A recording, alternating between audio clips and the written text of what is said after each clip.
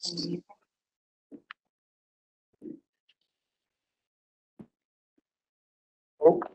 we're going to go ahead and, oh, there we go. Hey guys, how are you? We're going to go ahead and call this meeting to order. This is the Vision Zero Community Advisory Committee.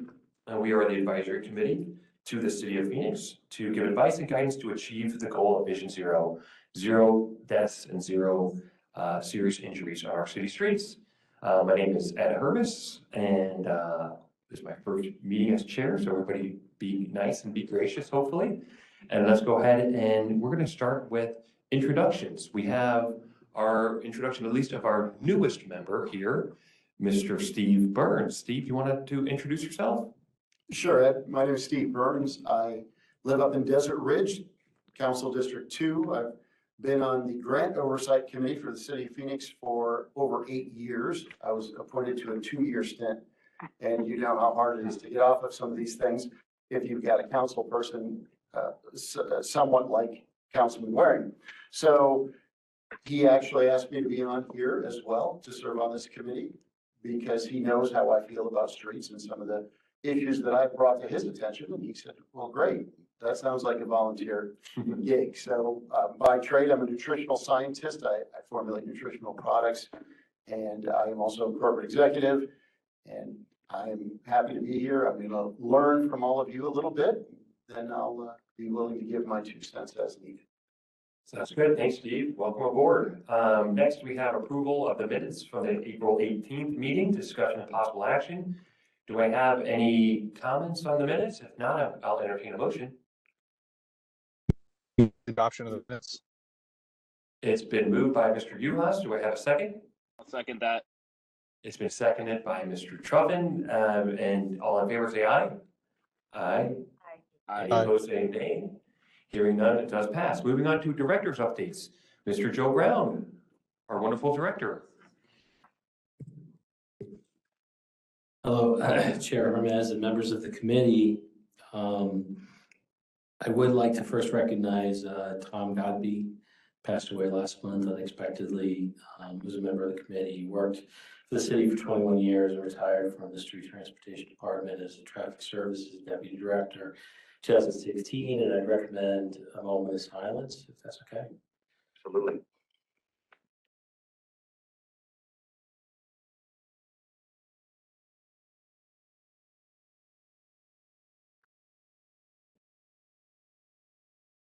Thank you.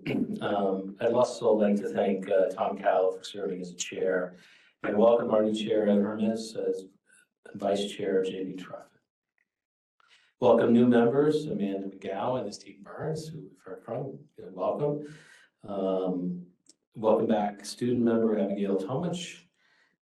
Applications for new students to apply are online on the city's Vision Zero Road Safety Action Plan website. Deadline to apply is June 30th. I'd like to highlight a little over $1 million, $1,992,500 for Safe Streets for Roads for All grant award that we'll be using for quarter analysis at 3 locations, 3 roadways on the high injury network. This is going to get the ball rolling on those projects, study them, and start to enter the design to line up projects for the future. The corridor analyses will include conducting enhanced road safety assessments, developing planning level corridor concepts, and conducting feasibility analyses to identify actionable safety countermeasures. The roads are 19th Avenue from Dunlap Avenue to Thunderbird Road, Northern Avenue from 19th Avenue to 7th Street, Broadway Road from 35th Avenue to 40th Street. Committee also requested an update on revisioning Indian School Road project, which is funded from a $25 million Safe Streets for All grant received.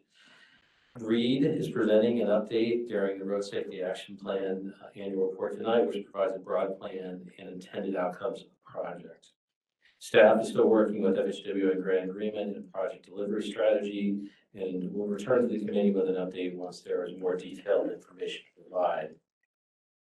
With the change of committee membership, staff advised that we just update everybody on the committee bylaws and to make sure that we're following those.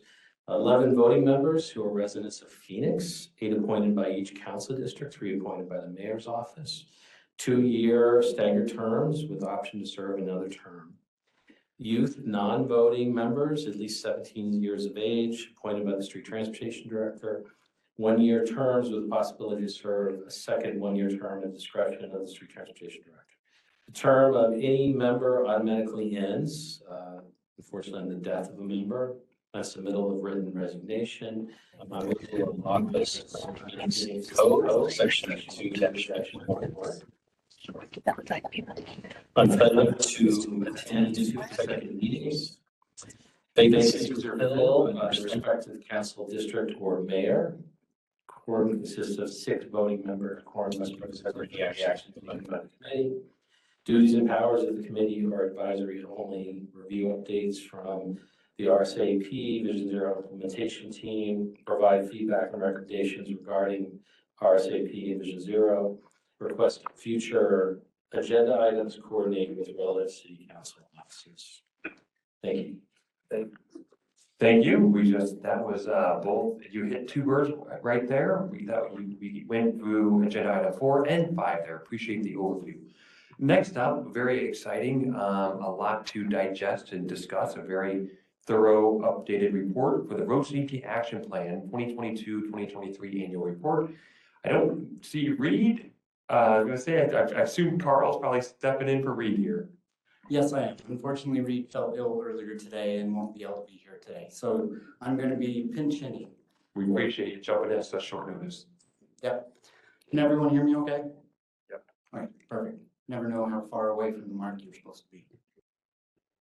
So I'll give a minute for the presentation to load before we get going.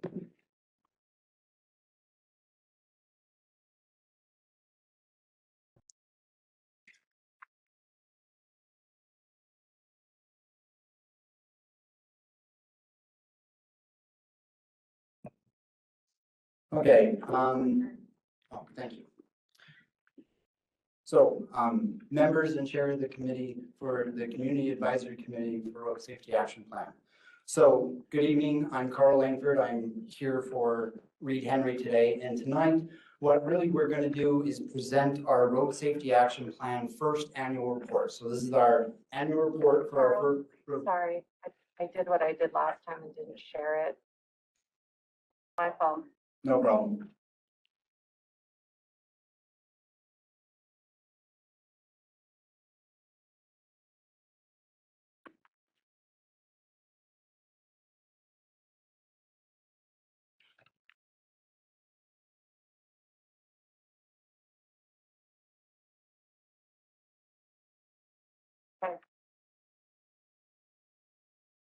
All right. So, like I said, so what I'm here to share about is really the annual report for our Road Safety Action Plan, or oftentimes what we refer to as the RSAP.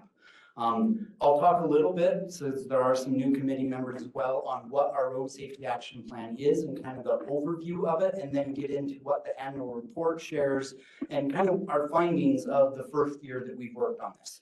So again, as you can see up there, we'll talk through these. The Road Safety Action Plan was really divided into 7 different sections overall. Introduction, crash facts, the 5 E's, engaging Phoenicians, taking action, and a path forward. There's a certain place I need to point this to.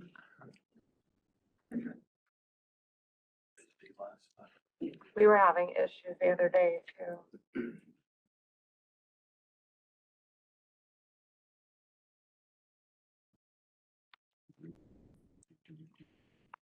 Pushing buttons and nothing's happening.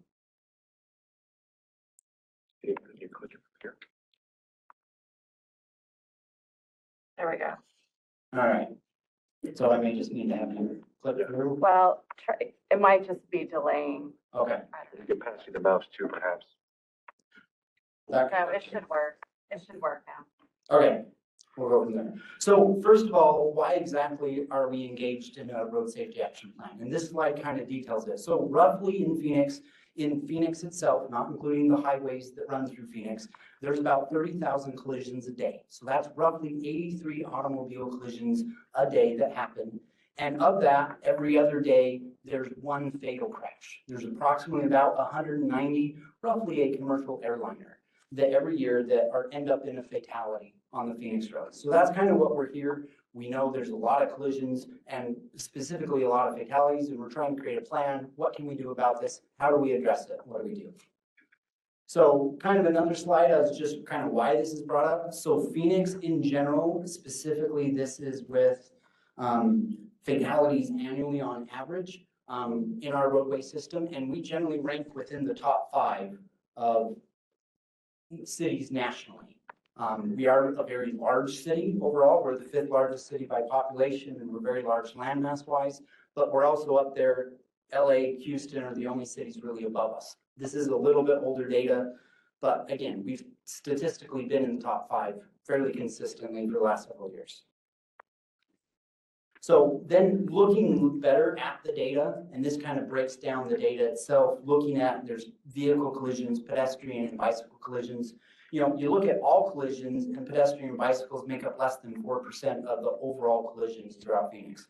But as you look at serious and fatal injuries, you end up with pedestrians and bikes somewhere close to almost half the percentage of fatalities that happen, simply because they're not riding around with in a metal box around.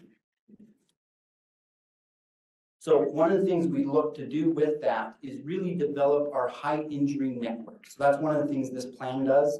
Oftentimes we'll refer to it as the HIN, and really this outlines the locations on the city streets that have the highest concentration of the fatal and serious injuries. We'll refer to that as KSIs. KSI stands for killed and seriously injured. So the 5 years of data in our first plan was 2016 to 2020 analyzed. Roughly 5,437 KSI crashes occurred, and they're split. Well, we really looked at them and said, hey, where's our highest intersections and where's our highest segments? Because a signalized intersection is kind of a unique area that more collisions tend to happen at. And then the function of the tool is really to focus our resources. So this is really, our plan was, we need to fix our fatal and serious. And one of the best ways to do that is really look at where are they taking place, what's happening in those places, and focus our energies, focus our funding, the limited resources we have to those locations to kind of say, hey, what can we do? How can we modify the infrastructure to improve the rates of serious and fatal that we're seeing today? So with that, we really talk about in the plan, we talk about 5 E's, and I won't go into huge detail on that today. Those of you new to committee, we encourage you to look at the plan and read through, but really it's evaluation, figuring out what's going on. A lot of that is what the RSAT plan does. Look at engineering, so infrastructure fixes, look at enforcement, look at education component, because ultimately there's a lot of drivers out there that do things that you scratch your head as to why that happens. So we want to educate people. And then also equity is another E that we want to look at as well. Okay, so this dives in a little bit. So in the beginning of the plan, we did quite a bit of engagement with Phoenicians. We went out into the public. And so this is kind of a graph showing some of that. We used a MetroQuest because it was slightly pandemic-y as we created the plan. So it was past the major pandemic, but still kind of effects from it. So a lot of stuff was online. This MetroQuest was kind of a tool to get a lot of surveys out in the public. To try to say, hey, what is going out there? What's going on? What do the people say? Based on the initial survey, 60% of respondents think Phoenix streets are unsafe. And the number 1 priority for Phoenicians was a plan to focus on preventing fatal crashes. Came out of the survey. The survey did have almost 4,000, a little over 4,000 people that visited the survey, with over 2,600 people completing the entire survey. So really overall good numbers for something of this nature. So, and we can see here some of the items that we said, hey, concentrate, what are the highest priorities? You can see the highest priorities there on the left, driver behavior being one of the highest ones, following by inadequate infrastructure, traffic operations, congestion, other pedestrian conflicts behavior, missing inadequate lighting, transit options, and bicycle conflicts behavior. That's what was ranked through.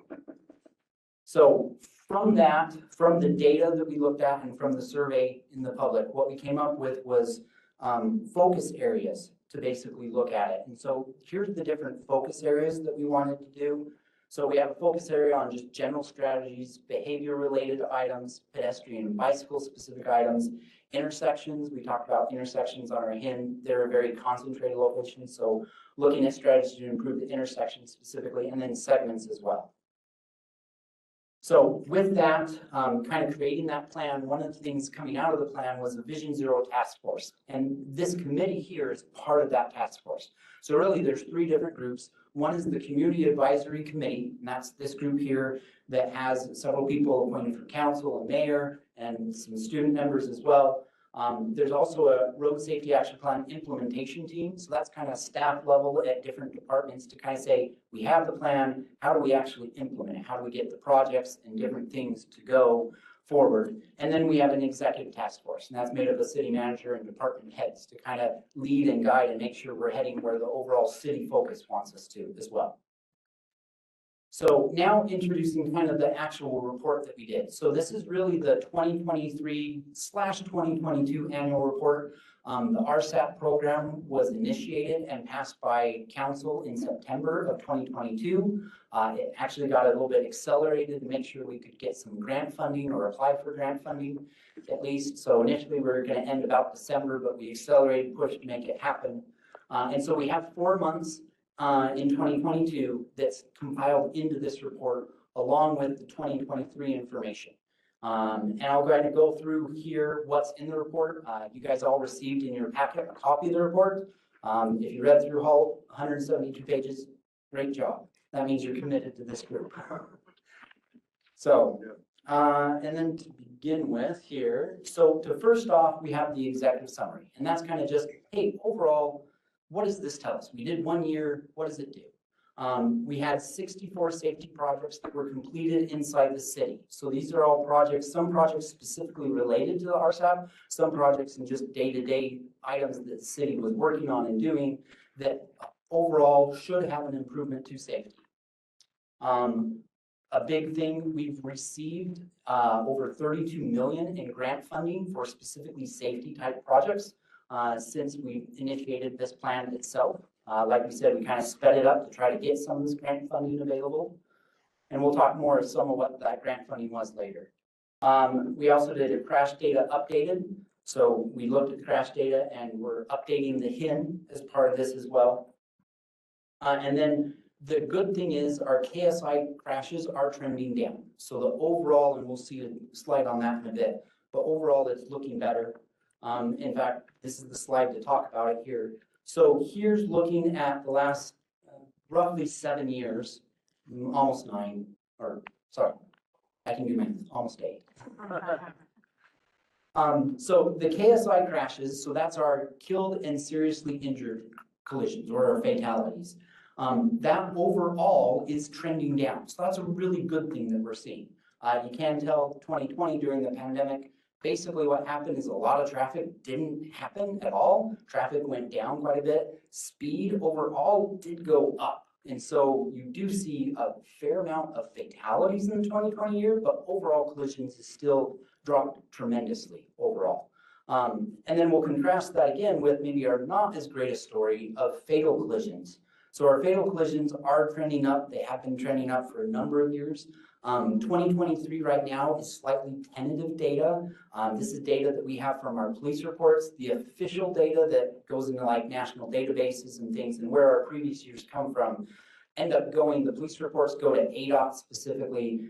They do some clearinghouse things. They make sure we look at locations that, you know, make sure it was a fatality. And some serious injuries end up fatalities a couple months later. They end up because of their injuries succumbing a couple months afterwards, and those count as a roadway fatality in those cases. Some happen on public property, so it's not, or private property, I should say. So like parking lots or things like that, that maybe get in initial data, but it's not officially, the city can't do anything about private parking lots and things of that nature. So that number will change, fluctuate by a little bit here in the future, but typically that's in the order of 10 or so that it fluctuates. So, and then here's some just specific points of things that did change. So we can see there 44% of all fatal crashes involved in pedestrian. So that's actually a minor reduction compared to our data that was from our first report, and that data was from 2016 to 2020. Now we're looking at data that's 2018 to 2022 as far as data reported. So minor reduction there overall. Bicycle fatalities stayed even at 4% throughout. Related to speeding, 21% of KSI crashes are related to speeding, and that actually hasn't been a change in that percentage wise. 18% of fatals involve motorcycles. That's actually an increase from the years before. Before it was 15%. 40% of all KSIs do happen at signalized intersections, and that's slightly down compared to the 43 in the previous years. And then 60% of KSIs occurred on the roadway segments. And that's a slight increase, 57% compared to previous years. So most of this data, if one thing increases, the other has to decrease or vice versa as we look through this. So and this just highlights kind of in general categories, hey, what did this next batch of years kind of say? So another item that we did is we updated our high injury network. The overall plan calls for this to happen roughly every 2 years. This happened in our first annual report, more because our data that was used for the plan took about a year or so to get built and put together and approved. So really we're 2 years past that data. So it's roughly 40% of the data has modified because we lost years 2016 and 17 and gained years 21 and 22 in the data. So overall, so our 2022 HIN, so that's our first HIN, we had 5,473 KSIs. In 2024, we are down overall, so 4,538 KSIs. And what we did is we looked at the same comparison on, hey, what qualified a signal to meet aspects for a HIN or a segment. We looked at those same criteria and it did lower things here and there. So now we only have 51 signals, 79 segments compared to 68 and 87 previously. And then one other thing that we added this year that we looked at that said, hey, we really don't have into account is unsignalized intersections. So we added 5 unsignalized intersections that kind of rose to the top that weren't already in our HIN. So several of our segments had unsignalized intersections that ranked fairly high, somewhere in 4 or 5 or so as well. And we call out specifically the ones that weren't already addressed in a segment of the HIN. All right, so now to talk a little bit about progress, specifically with infrastructure. So items, projects that have been built overall. So here, this is really what we built in the last year and a couple of months, or 2023 and the couple of 4 months in 2022. We had 23 traffic signal rebuilds, 11 new Hawks, 11 new traffic signals. 7 of the traffic signals that are new are on light rail specifically.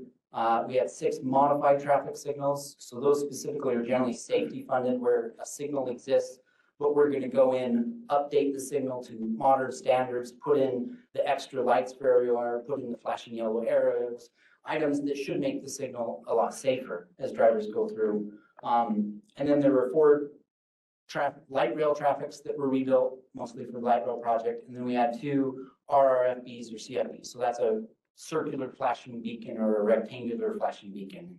Today, we're really moving to a circular flashing beacon is what we call them, mostly because there's more visible light. It's a 12-inch round lens versus the RFBs have kind of a 4 by 8-inch lens, and just data and whatnot told us they're a little harder to see in our Phoenix sun and weather. I came from Washington State previously, and they have RRFBs everywhere, and they work fine, but they're lucky if they have 300 days of cloudiness. All right. And so another item is our police traffic unit. So they're specifically the motorcycle cops that are more involved in related to specifically traffic laws and whatnot.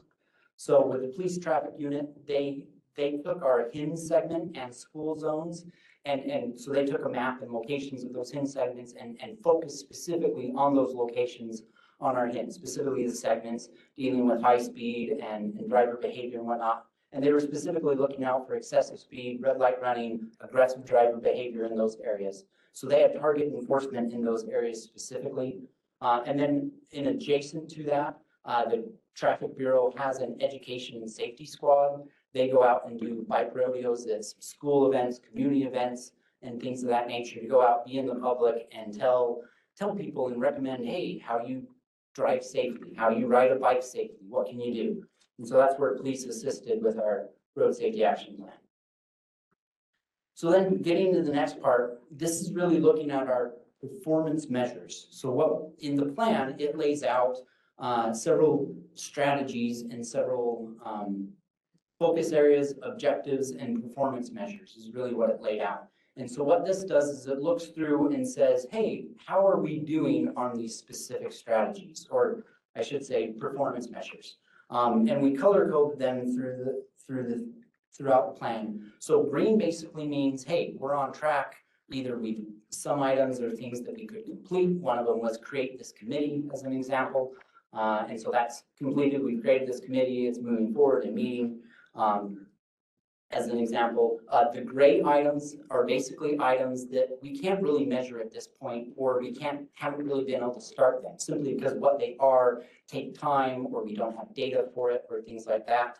The yellow items, and sorry, I gotta look at the notes here. Where we aren't doing as well, but we haven't yet achieved our goal. So we are doing the task, but we're just not there yet.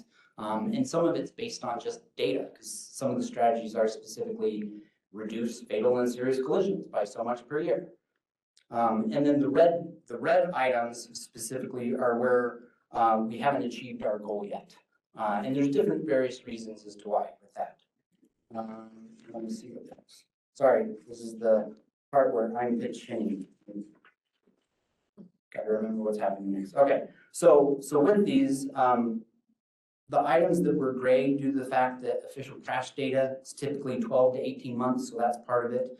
And infrastructure projects take several years to design and construct. So a lot of projects are in design now with stuff. A lot of our grant projects that we have, we just got that funding. It's going to be a couple years before design's complete and construction happens on them. The 3 red objectives that we had, one is installation of raised medians. So overall, we're supposed to install, I think it's like 4 miles, but don't quote me, I don't have that right in front of me, of median per year per the plan. And this is our first year. We installed some, but those are big projects that take quite a bit of infrastructure and typically take time to get. So that's one that is red this year. And then another one is related to the lack of staff for our school, safe routes to school items and school safety stuff. So we've had a hard time getting some staff in that. So that ended up red on that one. And then another one specifically that was red is the pedestrian vehicle crashes only decreased by 5.8%, where our overall goal is to have 10% per year. And that's just a function of the crash data. So we didn't quite achieve the goal that we wanted to with that. So, and again, mentioned this is our first annual report. The plan has just been created, so obviously we're not going to meet every objective the first year. Otherwise, you probably didn't create a hard enough plan to work on. Okay, so next item is talking a little bit about budget. So budget-wise, the RSAP program has about $10 million per year to spend to basically improve safety on the roadways. And this is looking at, so basically fiscal year 23-24 budget. So this is our budget that ends this June. So this talks about where we've spent the funding for basically this past year. So education as 250,000, planning is 280,000. So a lot of the planning was planning that went forward to apply for grant applications. Scoping 140,000, design we're at 3 million, and then construction a little more than 6 million. So really for kind of the first year after the plan, really good numbers overall. Carl, sorry, I don't want to interrupt too much, but just on that slide, there was a part for safe routes to school. And I know you just mentioned that there's no safe routes to school director, or I don't know what the position's called, but coordinator. What is that money for safe routes to school? What's that for? So that specifically, we hired a consultant to help us look at how do we best manage our safe route to school program. What should it include? How do we best reach out to schools? And somewhat with this position that's been vacant for a while, We found that a lot of times that position did a lot of engagement and a lot of activity stuff, but some of the day in, day out school safety stuff that a lot of schools wanted maybe were falling through the cracks. So it was try to say, hey, how do we best manage this position? What does this position best have to do? And so it's kind of to look at that. And just so I'm clear, the Safe Harbor School Coordinator is not being advertised, it's not open right now for anyone to apply. Is that right? It's not currently open. Okay. We're working through the process to get that and figure out specifically the position that it needs to be. Okay. Any timing on that? That's very near and dear to my heart as a dad and all that, because it's been vacant for a really long time. And I think there is a lot of interest out there. When will that come open for people to fill that position, or a person to fill that position? I can't say directly because I'm not sure. There's several different moving parts, but we're hoping fairly soon here. But again, I can't quantify when that directly is. Sooner the better. Agreed. Sooner the better. Sorry to interrupt. No, not a problem. It'd be easier to ask that question while you're on the slide. Okay, so our next item is, okay, hopefully that's fixed. Grant awards here. And somehow I'm getting funny echo. So grant awards, this is one of the big wins that we did. A lot of this is because of our road safety action plan. So SS4A stands for Safe Streets for All. It's a newer federal grant that's specifically tied to safety aspects that is more open to kind of local jurisdictions. A lot of federal stuff is more at the state and federal level, and this is one they specifically open more for local agencies such as ours to look at. And specifically, one of the requirements is to basically have a plan similar to our road safety action plan in order to apply. So one of the reasons we accelerated and do that. So with that, we've received 24 million in a grant. That specifically is our Indian School Road project re-envisioning. I'll talk a little bit more detail on that in just a bit. We also have HSIP, or Highway Safety Improvement Program. So that's federal dollars that the state has. We apply to the state for a portion of that. Those funds are specifically related to a benefit cost analysis is kind of the main way that you apply for that. So we received just under 5 million in that recently here. We also have a SMART grant, and that is specifically some smart technology type things on roadways. So looking at the signals and some of the data stuff and how that can better incorporate smart stuff and leading technology stuff to hopefully help move people, help detect people, help detect not just vehicles, but bikes and pedestrians better throughout the infrastructure as well. So, and then we also received 25,000 from GOHS, so that's the Governor's Office of Highway Safety, more funding for education type purposes and that. So I'll talk a little bit more about, so our SS4A in 2023, re-envisioning Indian School Road. So this project here is really from 91st Avenue to roughly 39th Avenue on Indian School Road. Indian School Road, in our pin, is one of our higher segments. Most of this area was high segments on and intersections throughout here.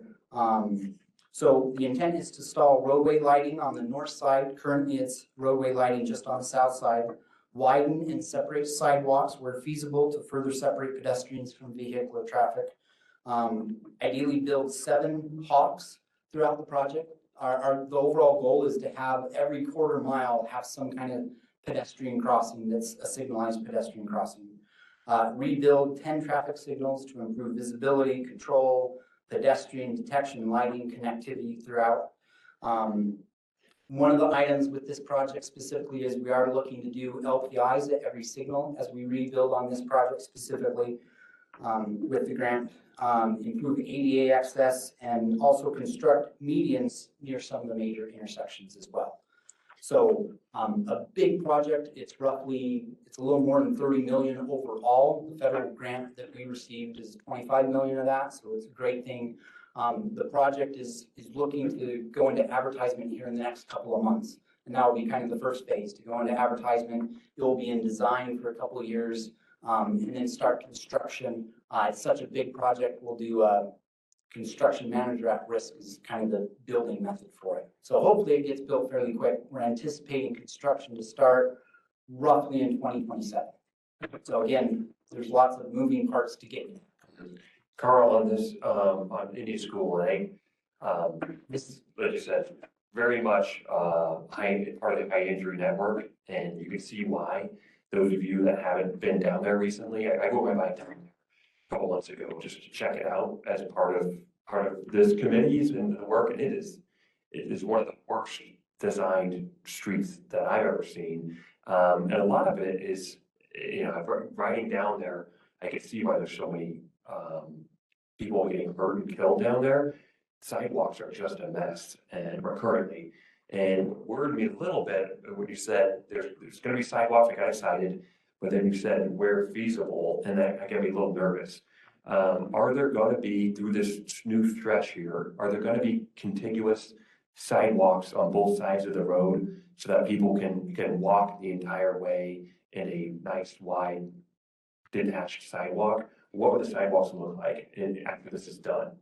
So again, that's something for the project to figure out for sure. So I can't say directly. I know the overall goal is to have sidewalk continuous the entire length on both sides. And likely that's going to happen. Whether or not the sidewalk can be as wide as we want in every location and whether or not it could be detached in every location, those are going to be a case by case. Some of the buildings themselves are fairly close to Indian School.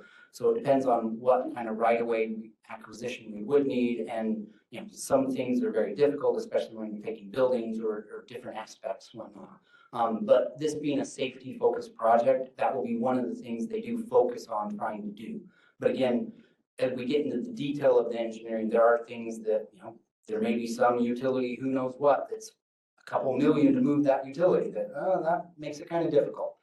So, but we won't leave anything where it's a sidewalk and somebody's just left high and dry. Yeah, I appreciate that. Part of our focus as a committee is to give advice and to give guidance. And so we'd love to continue to get updates on that, as well as, give the advice and guidance that this stretch specifically, we really need to get bold on. And then I hate to say that just a nice wide detached sidewalk is bold, but compared to what it is now, that is bold. But that's so many people out there who don't have, especially in this stretch, who don't use cars, don't have cars, can't afford cars, all of the above, old and young. And so, as you're working with that construction manager, tell them at least, on this committee, we really see lives out there, and we really want to be bold out there.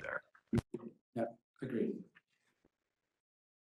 Carl, would I be able to ask a question on that slide really quickly before we move on? Go ahead, Jamie. So I know it's in the very early stages, but is this also one of the potential routes that they're going to look at for high capacity transit? Is this going to overlap? Is there any plans to consider the future of this corridor? I do believe there is a possibility of that. It is one of the routes that's been potentially thrown out there. We did have quite a few conversations with transit before we selected this route for such a big grant. And they did say they don't have any plans in the immediate future that would impact this. But again, we all know light rail was supposed to go by the Capitol and now all of a sudden it's not. So who knows what things will come into play later. Thank you. Thanks, Jamie. Okay, so this next item here, we want to talk a little about moving forward and what we're doing next. So really, we're going to talk a little bit about our 25 and 27 budget for our RSAP, SS4A, and we also have GO bond funding that was specifically set aside for the RSAP program. So this here is probably something not intended that you guys can super see very well, but this is kind of our 25 and 27 budget that we're looking at. And again, this is us looking at what work we have now, what projects we have, and how we'll move forward, and kind of what do we have. So you can see, let's see if this, oh, it does kind of work. So we've got about 10 million each year. So we're looking at fiscal year 25, 26, and 27. And what I want to draw your attention to is down here at the end, we roughly have 25 identified with 10 million already. And you can see in here some of this. So this here is an HSIP 13 Hawks. So this is a project that we applied for several years ago, slightly before the pandemic, to the federal, to basically the state, to get 13 Hawk locations identified to fund. And at that time, we said, hey, this is how much the funding would be, this is what it'd be, and the state says, yep, here you go, here's the federal funding that we'll do for that. HSIP specifically, because it's a benefit cost ratio aspect, you can't go back to the state and say, hey, the project needs more money, because that changes the benefit cost aspect. So any cost overruns have to come out from other budgets. And ultimately, 2020 and the pandemic caused a lot of changes in the economy. We all feel that at home and whatnot. Well, that definitely happened in the price of steel and the price of concrete and mobilization. So all the things that happen going into building any projects. So that's some funding to cover safety projects specifically that are just underfunded, unfortunately, at this time. And nothing I think anybody could have predicted ahead of time. So more to point out is kind of this bottom number here. So we're anticipating using the majority or all of the 10 million for 25. In 26, we have different budgets amount, and roughly half of it is currently identified. Again, a big portion of that is this 250,000 that's tied to design on the Indian School Road project. So that's the big grant project. So the RSAT funding is going to be used for that big grant project. And a large project costs quite a bit to design as well. And then in fiscal year 27 as well, right now we anticipate the federal match is about 10 million that the city has for the Indian School Road project. So at the moment, we're anticipating most of that's going to come from our road safety action plan. And at the moment, we're slightly overspent in theory. So I think the big picture of this, and again, this is all tentative budgets, whatnot, but to kind of say, hey, we did a great job of getting federal dollars, federal grants and things. Now the bill's kind of coming due in the next bit. So there will be a little bit less money to try to figure out what projects, smaller projects do we do with the RSAP. But hopefully overall, these projects being big projects will have a big impact on our fatals and serious throughout the street. So a little bit about the SS4A. So this is specifically the one that we sped up for. So we did win a 2022 award of about 460,000 in federal dollars. And that's kind of a speed limit setting and high risk pedestrian network. That actually hit out for advertisement today. So consultants can apply for that aspect and we should be kicking that off. It's roughly going to be about a year in design aspects and then planning. It's really a planning type grant, whatnot. And then in 2023, we were awarded the almost 25 million for Indian School project. And then as Joe presented earlier today, we did just receive our 2024 award, the corridor analysis. So again, it's kind of a planning level to kind of say, we took our high injury network and said 19th Avenue, Northern Avenue, Broadway, where our segments and intersections were close together. Hey, we need some help in figuring out, we identified it's an area, what's the best projects for that? So maybe we can come up with another Indian School type road, maybe not quite as big, to be able to do in those corridors in the future. So, and 25 and 26, they're also out there as they will be funded. Again, federal things as the government changes, things do change. So who knows for sure what will happen. Elections do have consequences on those type of things. And so, but at the moment there is a 25 and 26 notice of funding opportunities that we will definitely apply for to see what else we can get. But so far we've been extremely successful compared to a lot of cities. All right, and then I think this is the last item to talk about. This is the general obligation bond. So this is something that was passed by voter initiative. There were several different items of city need throughout, some like libraries and fire stations and things of that nature. One of the items specifically on it was implementation of the road safety action plan. And so from 25 through 29, we do have about 16 million set aside specifically for road safety action plan, which is good because our road safety action plan is kind of being spent on other means. So that means we will have some funding to go out and do some of these smaller projects or hot spots that pop up that we're like, hey, we need to do something here type thing. So again, opportunities that where our HIN lines up with issues, we will definitely be looking to do more work. And I believe that is the end of the presentation. So we welcome questions. Thank you, Carl. Appreciate it. And appreciate pinch hitting. Appreciate you, like you said, having big goals and, you know, having tough goals means you're not always gonna hit them. But we have to fight for those goals, and that's what we're doing here. So questions from the committee? Abby? Well, you know, I have a few questions, so I Please. can go after others. Oh, well, no, go right ahead. It's good to have you, reappointed, so go right ahead. Thank you. Does anyone online have questions? Just so I don't, I did, but I'll wait till you're done. well, I have quite a few. I'll just start with one. Dan, I'm glad you made it, buddy. Thanks. Yeah, all right, well, we'll go to Abby first, then Dan. All right. I just have a couple of general questions, and then I have like page by page, but I guess we could go based on how it looks. Is this report available in Spanish with the road safety action plan? Because I noticed there was educational videos in Spanish, but I didn't see any of the reports in Spanish on the Vision Zero website. So we are working at getting the report up on the website itself. I do believe we have plans tentatively to get that in Spanish. It's not at the moment, so that is a good idea. Yeah, another question I had were who are the individuals who worked on this and put the information in the plan? In the plan specifically, there's a group of city staff that generally reports to me as far as that, their safety staff. And then we also hired a consultant to help put a lot of this together as well. We were able to hire the same consultant to put together the first plan for us. There was a lot of good things with that. Abby? Well, I guess I'm just trying to because I know there's a lot in this report. And the things that I did read and did see need adjustment. And there are like the verbiage, for example. I know there's some upcoming in the road safety assessment for the Campbell Avenue, which I guess I'll get to when we do that. But like, I'm just trying to understand who has their hands on this, because we've kind of lost trust in the streets transportation department because of the age limit and snuck into the city council meeting. So I'm just curious. And see, I have a couple more questions. Yeah, this report talks about traffic modernization a lot. Like, what falls under that term?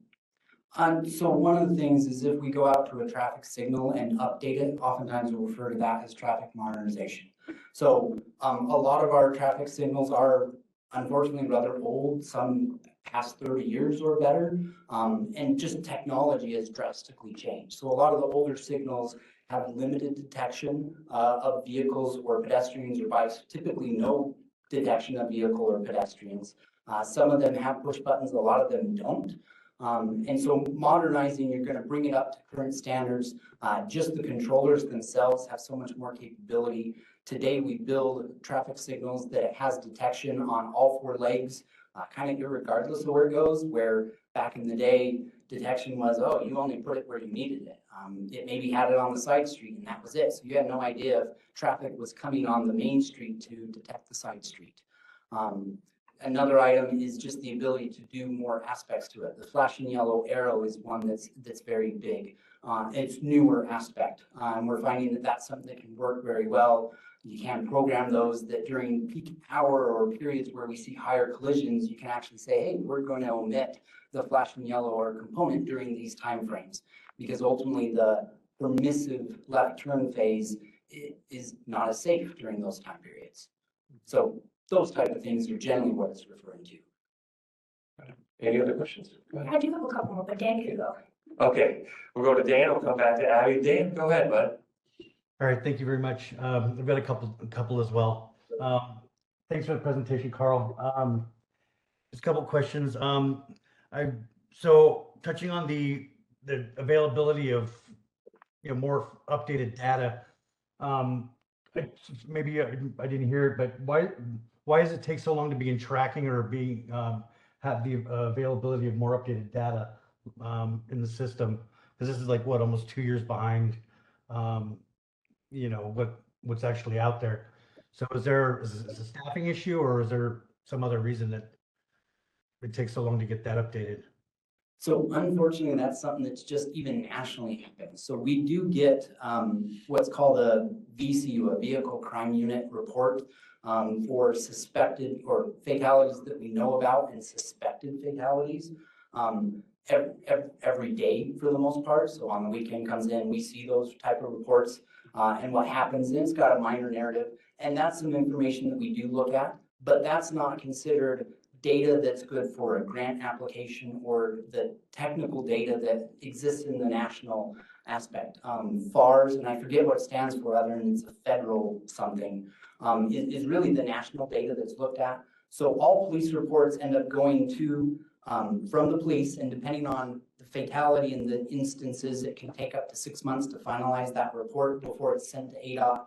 ADOT does some kind of review aspect, compiling component to it, and it's typically about 1.5 years before that item stuff is considered good and permanent, and that's when ADOT releases that data. And that's really the data that we use for this report. We are in constant contact with the police over specific hotspots. You know, we see those VCUs. We wanted to get some data stuff to be able to work out. Unfortunately, with police data and whatnot, we couldn't make that happen. They're looking to update their system, and maybe when they update their system. But really, it's something that if you get into the working with data, especially collision data, it's something that's nationally throughout the nation that everybody has to deal with. Okay. I guess that's. Go ahead, Dan. So is that crash data or that fatality data something that the city keeps track of? I mean, the data that's not considered permanent, is that something that you still keep track of in-house rather before it gets, sent off or whatever? Are those numbers that you track? So yes, so we get a copy of those reports, and we have the VCU or the Vehicle Crime Unit reports. And we kind of have a monthly tracking to just kind of say, hey, how does that compare to the VCUs last year? Because as soon as you take the VCUs and compare it with the hard data, it's comparing apples to oranges. And so you can't necessarily look at it that way. And so looking at that data, it does seem at the moment in 2024, we're tracking slightly better. Every month, we're about 2 to 3 KSI or fatal VCU reports down. But again, that's data that end of the year, we're not sure if that's going to happen because it's missing. Say somebody ends up in the hospital for 2 months and then later succumbs. That's ultimately a fatality on the roadway, but we don't necessarily know that for a couple of months later. As an It example. would still be considered a a severe injury though, correct? Obviously.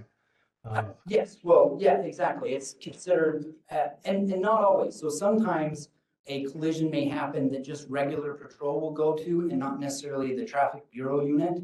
And in those cases, they may end up a fatality a couple months later because nobody thought, oh, he was standing up, walking around. Yeah, he got in the ambulance and went to the hospital. We didn't suspect anything was wrong. And later they can succumb to their injuries. Okay. I don't know if it's something that is possible, but just for, review or to get a clearer picture on the data. I mean, I'd like to see that those, the numbers for like 2024, just to just to get a better understanding of what the intersections or what the traffic that, data tells us, if that's even possible. But I'll move on to my next question and I appreciate the answer. With the high injury network, I noticed that it's updated through 2018 to 2022. But I'm gonna go back really quick for the previous one, which would be what is it be so previous 5 years. Based on that, and then what's showing on the previous hand, in Levine, it seems like there's a huge void of data that's even crash data, not necessarily even fatalities or severe injuries, but just crash data. Because we've got 51st Avenue baseline, which in the previous 5 years is 294 intersection crashes, and then most of them along 51st and 35th have similar numbers. And I know there's already been at least a dozen fatalities just in the past couple of months, around here so far. So I'm just curious as to what makes and I know we've probably discussed this before, but if you could just clarify it for me, what determines that an intersection is actually a high injury network intersection? Does there other things that play into that, like proximity to schools? What are just so I better understand it, because it just seems there's like a big void in Estrella and in Levine Village for crash data, and I'd like to understand why. So the biggest aspect with the high injury network is really looking at the KSI crashes. So the fatalities and the serious injuries. So oftentimes, a serious injury is where police basically say, hey, that person had to go to the hospital. We think something is kind of serious. In a sense, what it's supposed to mean is kind of you have something for life that you're going to deal with. Maybe you lost a limb per se, or something like that. Is kind of the overall intent. Now, again, we don't know necessarily. Typically, it's, hey, they ended up going to the hospital for some reason. And ultimately, what we looked at is we looked at all the hard data directly. And so we looked at the numbers and we came down to a number, and I can't remember exactly what it was, but for the 5-year period, if there were so many KSIs at an intersection. And I want to say that number was 5 to 6 somewhere. I don't have that right in front of me. And that was really the look at. So if you have, say, a location that has 3 fatalities and 1 serious in a location, it may not pop up on our aspect to it, because it's really looking at citywide, and there's quite a few places that have a couple more than that. We have to draw the line at some point. In general, we're trying to look at the line on, hey, how do we catch the ones that are the highest up there, that are having the most issues? Okay. I appreciate the answer. Dan, do you have another question, buddy? One last thing. And I think Jamie And then has. we'll move on. I'm sorry. We were talking about safe routes for schools, and you and Mariel Brown, came out to Levine, last year sometime, and we toured some intersections and some school sites. We've got 43rd and Baseline. It's got 4 schools on it. No hawks, no, a lot of mid-block crossings. It's very unsafe in general. High speed on Baseline. Then we've got, the conveyance channel where we've got, unmarked. There's no zebra lines. It's just the pedestrian network and the bikeway crossing the street with nothing that necessarily gives vehicles an indication there will be a bike or a pedestrian crossing. How is that? So if this was close to a school, I mean, what is we said that we were told that there was a pedestrian study that was done at that intersection, and that there was something wrong with you couldn't have a crosswalk within a certain distance of a stoplight. Is that something? I mean, is that something that is reasonable, or doesn't seem correct? So it's basically an unsafe, unmarked crossing for pedestrian and bikes, and a high, in a high speed area. How does that? I don't know why a request for a crosswalk, at least painted, would be denied. If we're talking about safe routes for school, because that seems like the most minimum thing that we could do as a community to at least indicate there's a crossing. There's a section of this roadway that's going to be crossed by somebody that's vulnerable. But we don't want to put it here because it's so many feet from a stoplight. Can you help me out with that a little bit? And then we'll move on. I'm sorry. Yeah, I'll try my best to talk about a specific location without it in front of me. But in general, I do know that LACC, we've looked at trying to get some planning grants to enhance that entire network, similar to what we've done with the Grand Canal and enhancing the crossings for all the locations. I believe we submitted something last year and it didn't get selected. We've submitted for a slightly different something recently, and I think that's pending. Again, I'm not involved directly with that, so that's maybe hearsay that I'm passing on, so forget that if it is hearsay, sorry. But then specifically at each location, so if somebody wants a pedestrian crossing on a street, what we want to do is make sure that what we're putting in is going to be a safe crossing. So a lot of people want us to just paint and put in signs for any type of crossing. Hey, I want to cross Indian School Road. I want to cross 51st Avenue. I want to cross a road that carries 30,000 vehicles a day, 5 lanes of traffic, and posted speed is 45, and a lot of people are well doing over 50. Just paint and signs is going to do very little to advise that driver that someone is walking on the street there or going to cross the street. And so really what we do is we look at the engineering counterfeits and say, hey, what is the right solution to go there? And if we can't install the right solution, then we don't install anything at all. Because installing the wrong solution, and it's hard to describe, but we kind of call it a false sense of security. So people think, hey, there's signs here. I know the law. If I walk in the street, people are supposed to stop for me. Well, that might have been true several years ago, people would. Unfortunately, in today's driving behavior, a lot of people that either don't know how to drive or just don't care about the pedestrians walking on the street. So what we don't want to do is create some scenario where someone might put themselves at a higher risk than necessarily they would on themselves normally. So our practice is actually to not mark those locations, study, evaluate, figure out when we can come up with funding, because it does cost more to ultimately install these other type of devices, active warning devices with some kind of lights or something, a hawk as an example for it. So I know it's not the best answer to your question, but hopefully that helps. So just so I'm understanding, it's the city, it's the street, it's the philosophy that nothing is better than something, and that no sign or crosswalk that gives awareness to a driver in a 2-ton vehicle that a pedestrian is crossing is okay.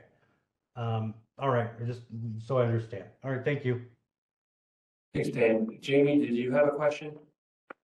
Yes, I had a question on the funding aspect of it. Is there anything in the funding that we're getting for Vision Zero that we can't use from the general fund? And what sort of money would that be? And is there anything we could possibly use from the general fund to help fund this and use the Vision Zero money for other improvements that might not be able to be used by general fund? I'm not quite sure what the question's getting at. The 10 million that we did receive is a combination of funds from different stuff. So some of it is general fund, some of it specifically is from our T2050, and some of it is our, I think it's HERF funding. So it's the Highway User Revenue Fund. Okay, so there is a mix of funds inside that. Okay, perfect. No, that's exactly what I was trying to get at. Thank you. Thank you. And Abby, I know we're about an hour into the meeting. We've got a couple other big agenda items. I want to make sure everybody's heard though. Abby, do you have another question? Yeah, I have some specific ones about specific pages that we saw. Page 8 through 14, where you talked about the HIN.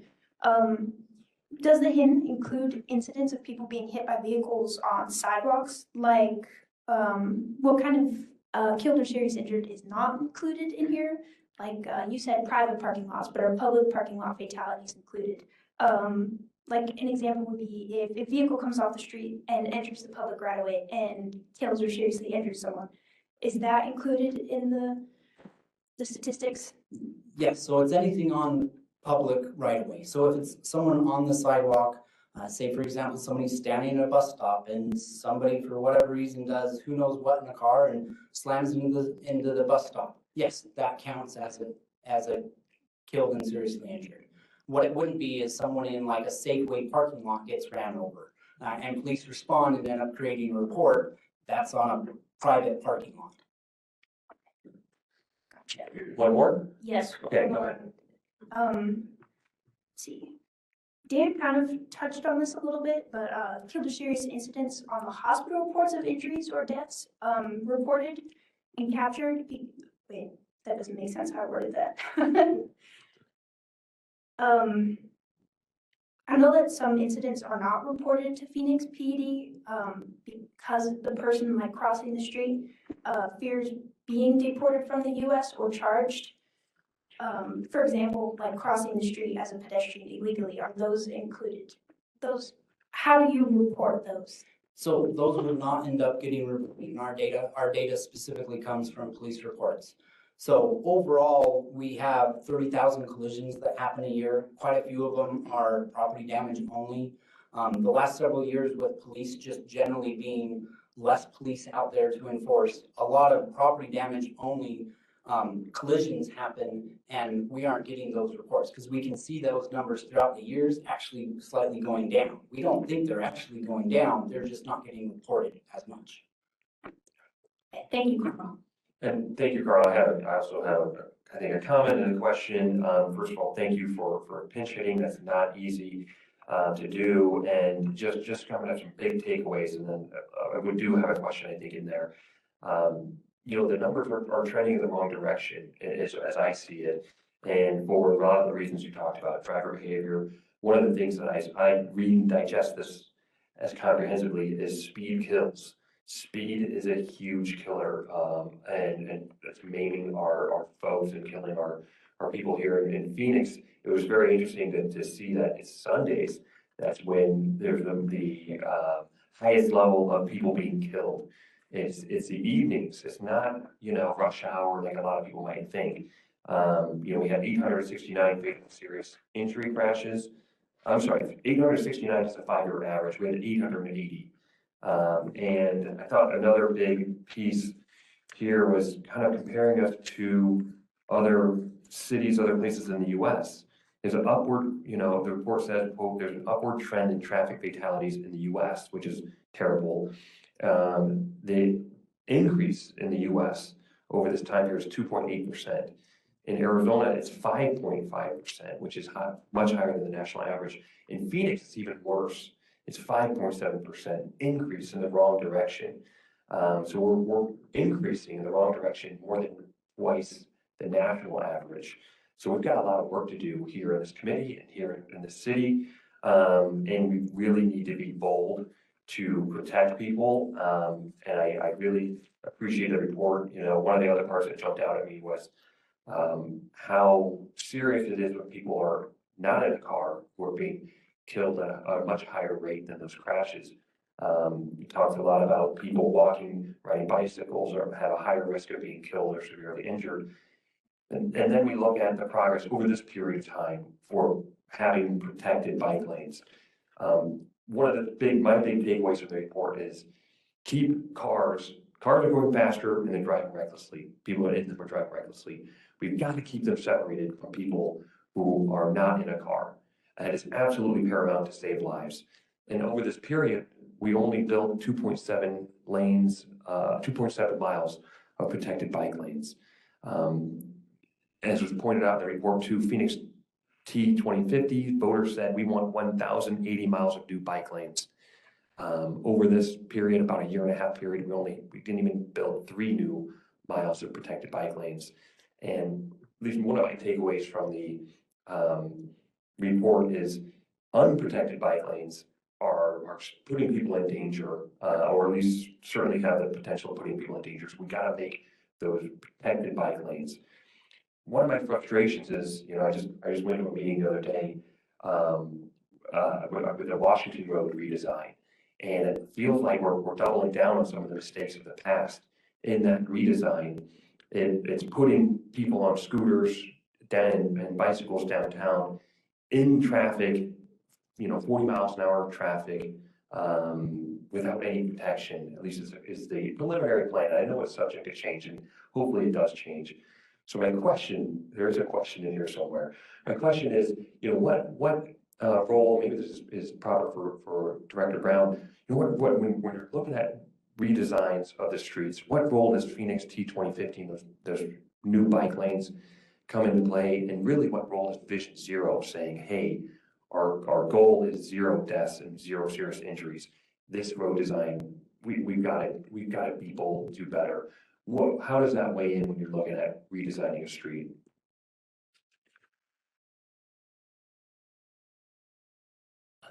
Chair, Hermes, all of those things come into play. And the department is focused on that interaction between our construction, design and construction group and traffic group when we develop these projects. And there are a lot of bicycle projects that are studying and planning for and trying to get out there. There are, of course, a lot of issues, a lot of issues we have to deal with. I will say, I agree with you in your assessment that we have to do better. We do have to do better on that front. We have to do better on the fatalities. It's a major focus of ours. Every single employee at the department has to be involved in that.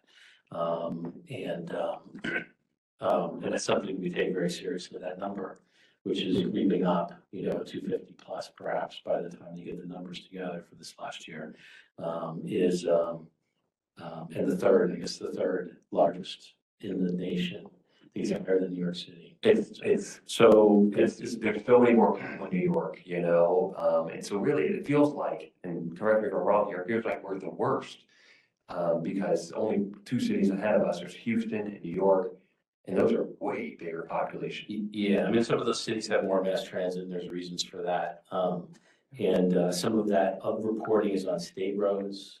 This doesn't include state roads, I believe, correct, Carl? Sure. So, which is a big issue. I talked to the director in Atlanta, and he says all the people are dying there on state roads.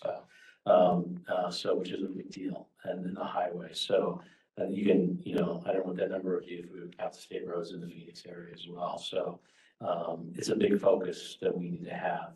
I know that it doesn't exactly answer your question, but it does put it in perspective that it is a goal of everybody to do more of those types of projects to protect pedestrians and cyclists, and to drive those numbers down, and to focus on the HIN and the major corridors where we have the greatest number of fatalities first, and start lining up some projects. This money is being spent, this most recent grant, on planning and design. We gotta start lining up some projects. Don't wait until we can get $25 million to do a whole project from beginning to end, like Indian School. Start lining them up so they're ready to go in the future. I appreciate that, and I appreciate the focus, and I want folks, I'm sure it won't be me, but people who are looking at 2024 data, which I suppose would be in 2026 or something like that, to look at that and say, the numbers are down because we took better and more bold action and did things differently in 2024. So that's what I'm really hoping that we do. We can't keep doing the same thing and expecting different results. So, okay, I know oh yes, please, Mr. Burns. So what is the city doing right now as far as any plans for e-bikes? E-bikes are starting to become prolific. They're $399. That's the starting price. They go anywhere from 12 miles an hour to 30. I'm having kids cut me off in traffic, actually driving down Tatum Boulevard, getting in the roadways. If they're in the bike lanes, that's one thing, but they're actually going across the roads, weaving in and out. And these kids aren't wearing helmets. They're actually going at a pretty good clip. So I see this as becoming a bigger problem as we go forward. And I think that this committee needs to start helping try to curtail those types of problems before they happen. I think that's later on the agenda. We'll have a more discussion on that. But if you want to take it now, Director Brown, okay, I think if you don't mind, we're going to move on, and we will have an item number 8. We're going to come on back to that. If that works. Okay, moving on to item number 7. Adam, you want to come on up? Yeah. Please do. Let me go to the front or? Yeah, that's it, either front or next to the left of Director Brown. It'll work. And I'd like to introduce Adam. Is it Carrion? Yep. All right, Adam Carrion of CivTech. Adam Carrion has a degree in civil engineering from Arizona State University, is a licensed engineer in the state of Arizona, and a professional traffic operations engineer with CivTech Inc. He is an Arizona native and City of Phoenix resident. He worked for the Arizona Department of Transportation for almost 20 years and conducted many road safety assessments while in the operational traffic and safety group. Adam, welcome to the Vision Zero Street Safety Committee. It's great to have another Sun Devil with us here today. And we are on, just for those following along, we are on agenda item number 7 related to 27th Avenue Corridor Safety Assessment. For those that have been on the committee, you might remember we had a discussion about this. This is one of the very worst segments, or worst in terms of deaths and serious injuries, segments in the city of Phoenix. And so we appreciate the time that you spent to look at this segment and make recommendations. Take it away, Adam. Thank you, Chairman. Thank you, committee, for having me here. Oh, Yeah, go ahead, put your button on and bring that closer for the folks listening. Thank you. Thank you. Thank you. You know, I did a lot of presentations at ADOT, and I always like to start out with a joke. It always kind of makes it a little bit easier on everybody. So it's not always not always the most appropriate joke, but I think it's the most relevant. And it is, what do engineers use for birth control? What's that? The personalities. Yeah, take that, Carl. Oh, thanks. No, thank you. Thank you for having me. I am very passionate about road safety. I was very involved with safety at ADOT and the state, and I know a lot about what Carl went over, and we have a similar plan at the state, similar trials with crash data. So it was also a good segue because it kind of he kind of gave an intro about some of the factors and what we look at when we do the road safety assessments.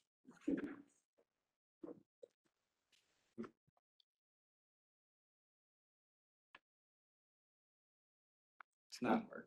I know. I think we're having a lagging issue. And it loads. Here we go. So this is just a general overview of an RSA process. This is taken directly from FHWA guidelines. This will highlight kind of what our team does versus what the whole process looks like. So the process is for the agency to identify the project and select an RSA team. That can be internal or external. And then we have a startup meeting, perform a field review. For us, that was done in late March. Then we analyze the findings in April, and then this was the next opportunity for us to present here today, which is item 6. After this presentation, we regroup with the street safety program on additional comments and a formal response to incorporate in the overall report before it's complete.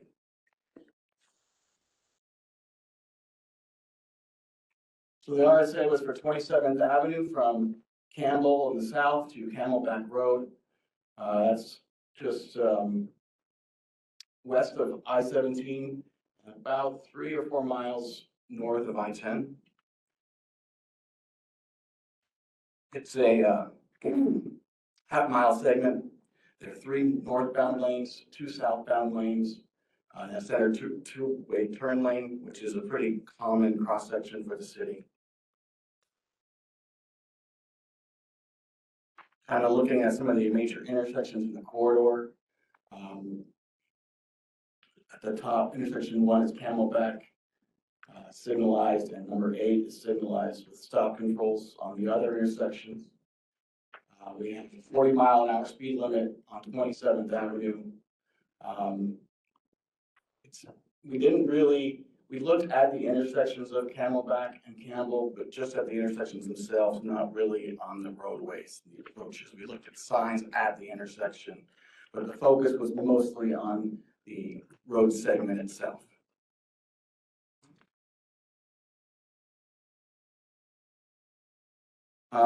Just some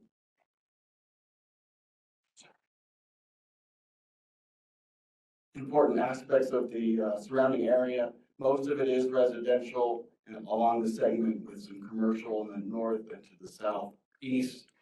GCU is also, a large landowner, but we did not see a significant amount of what appeared to be student pedestrians.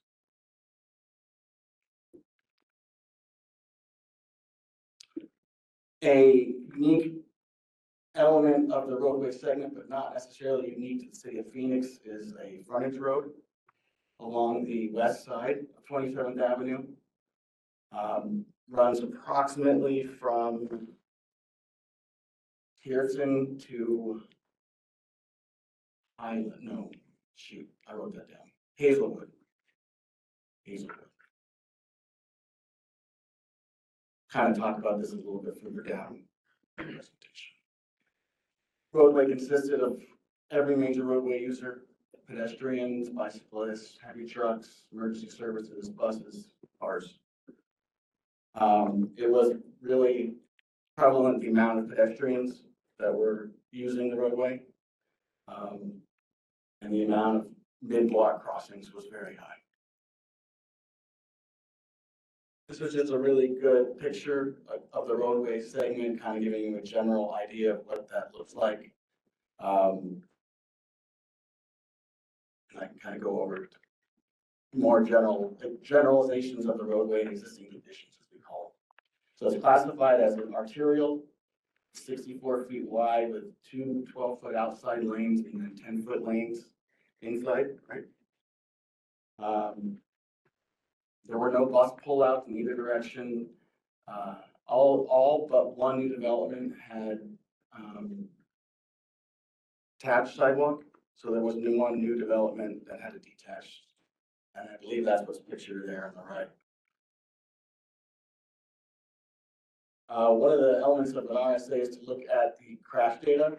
So originally we had about 500 feet in all directions from the intersection, and it was 772 incidents, which is a lot to kind of look at. And when you include the intersections of Camelback and Campbell, it was really mostly focused on things that were related to the functioning of an intersection, rear ends, left turns.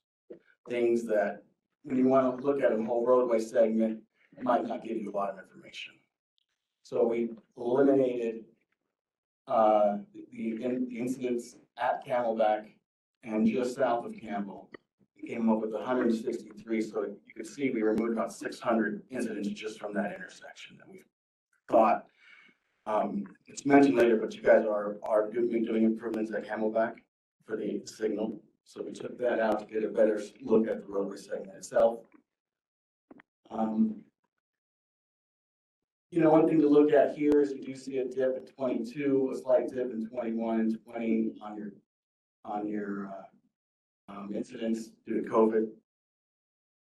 That kind of comes up here in a minute. Again, looking at the crash data, mostly left turn, rear ends, those are very common for intersections, angles. So just as Carl mentioned, we look at serious injury as a function to make changes and what are causing those serious and fatal injuries. And of those, we reported 9 of the 163 were serious injuries. To highlight that there is a gap in the years again due to COVID, but 5 of the 9 were pedestrians and 5 were at night. I mentioned that because the 3 fatals of the 163, all 3 involved pedestrians and all 3 were at night. So it seems that it would indicate that the crash data indicates that there should be, a crossing and or lighting provided for pedestrians. So in order to kind of sum up the findings and the recommendations into one in interest of time, one of the findings was to improve striping. Now the roadway condition wasn't ideal for this, so it might have to come with roadway improvement project to redo the pavement before you restripe. Because in the condition of many of the roads, it might not last very long if you were to restripe right now. And this was throughout the corridor, not generally in one location. In fact, there had been some striping maintenance done. Another finding was just bus lights. It appeared that they all had light fixtures and just weren't on. Sorry, bus station lights or bus stop lights. Sorry, not bus lights themselves. A detectable warning strip. This is a really simple fix here. Just the only pedestrian ramp that do not have the detectable warning strip. We had 2 locations. This was one, both on the east side of the roadway where we had some sidewalk shoving. Here was close to right next to a bus stop. This was the worst of the 2. One interesting element of the roadway segment is that frontage road. And it appeared that most bicyclists would use that frontage road to drive, there isn't a sidewalk against the roadway in this segment. So the sidewalks against the houses, but most of the cyclists would just use the roadway itself. So we thought adding some kind of a transition here for bicyclists to go from that side of the sidewalk to, kind of where the USPS truck is there. 'Cause right now it's really not conducive. You really want to encourage that movement and get people. I think people are going into that shopping center. It's kind of a blind corner, and it's kind of. It was outside the segment, but there's another frontage road further south, and they had a transition from Campbell over to the frontage road. It was really nice and smooth. We thought something like that could be done here. This signal could be updated. It was the only signal along 27th Avenue that does not meet the current standards. At the time it was installed, it was appropriate, but with 3 lanes northbound, 1 overhead, typically of 1 signal head per lane. There was 1 luminaire that was missing. I'll talk about this a little bit, but because right now the lights are all on the west side of 27th Avenue, except for 1 location, which is here at Hazelwood.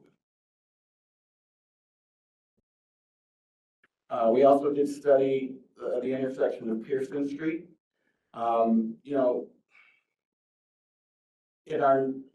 the field review, we do a morning rush hour, evening rush hour, and nighttime observations. And during the PM rush hour, there was a high number of southbound left turns into Pearson that would, and with the traffic backing up from Camelback would block the intersection, which made the problem worse. It aggravated drivers. You saw drivers cutting through the business complex to get around it, making U-turns. It's somewhat of a function of the development that are there and the frontage road being one way. There's not another way for them to get in except if they avoid Camelback, which is what they're trying to do, because that's just shut down kind of in a nice way at rush hour. It doesn't function very well. So we looked at the signal warrant, and it met the first 3 warrants for volumes. We didn't meet it for pedestrians, which I was surprised. I think most pedestrians cross a little bit further north and avoid that because of the high vehicular count, but a lot do not cross at the intersection. They cross mid-block between Pearson and Camelback. But it didn't meet it for crash. As mentioned, lighting was definitely an observation from the field visit. But as working with the streets department, and mentioned in the report, there is a project, HSIP, funded to put in lights on the east side of 27th Avenue, and then another city project to come back and fill in any missing gaps not funded or not placed. So it's noted in the report, but it's not really a recommendation because you guys are already fixing it, plan to fix it. There's a hawk that's being designed for Hazelwood. Hazelwood does kind of zigzag there. It's not a straight alignment, but it's the northern alignment there where the star is. And then the intersection of Camelback and 27th Avenue is getting all new signal heads and signal poles and installing the flashing yellow arrows. So that again was, noted in the report, but we didn't, if you guys weren't doing those improvements, we would have noted those recommendations. But because you guys were already on it, which is noted as the finding. I believe that's it. Okay, thank you so much. Questions? I had a couple. Thank you so much for taking a look at this. This, like I mentioned earlier, this was selected at an earlier Vision Zero meeting. The committee selected this segment because of how extremely dangerous it was and how many people have lost their lives there on this segment. I was reading the report, and you can even see the pictures of folks blocking the crosswalks, and my feedback would be with the restriping, absolutely. but we really need stop bars and high visible, not just the two lines, because you can see in page 7 of the report, people aren't respecting that. We need real stop bars, like I see in my travels to other cities, where, you know, it really creates the box and there's some, you know, actual visibility and the zebra striping or other really high visible striping. The two lines just aren't getting it done. But I was reading the report and, you know, your recommendations, restriping, bus stop lights, detectable warning strips, sidewalk maintenance. And, you know, what I thought when I was reading the report you were going to go to was a road diet, because you got the 3 lanes on one side, you got the 2 lanes on another. And, you know, especially with that, the sidewalks, how heavily used they are and how on top of the cars there are, and that whole frontage road thing, you know, I thought the conclusions should have been more bold to really, you know, address this extremely unsafe segment, especially when you've got that frontage road that's pushing cyclists and pedestrians into the road. Literally, it's really funky there and funky dangerous. And so, what are your thoughts on, one, the speed limit, 40 miles an hour, is that appropriate? And why shouldn't we, to protect lives, do a road diet there and maybe make it so we can widen those sidewalks and create some buffer for pedestrians there? Yeah, good questions. First, speed limit, it wasn't noted to have any issues with speed out there. You know, you mentioned the funny instance about Sunday being a bad day, because it's actually the opposite. You know, what people think is more traffic actually controls each other, so they're not allowed to speed. You can't, it doesn't provide the opportunity like when you have no one around you and you can go as fast as you want. So we didn't find speed was an issue. With a road diet, it's always discussed. It's one of the kind of first things you do when you have a high pedestrian corridor is look at, you know, ways to improve pedestrians, wider sidewalks or bike lanes. We didn't observe a high number of bikes, and they did all use or not, I guess all, but the majority of them would use the west side and use that frontage road to get off of the sidewalk and away from 27th Avenue. You know, we actually discussed that could be like a Shero.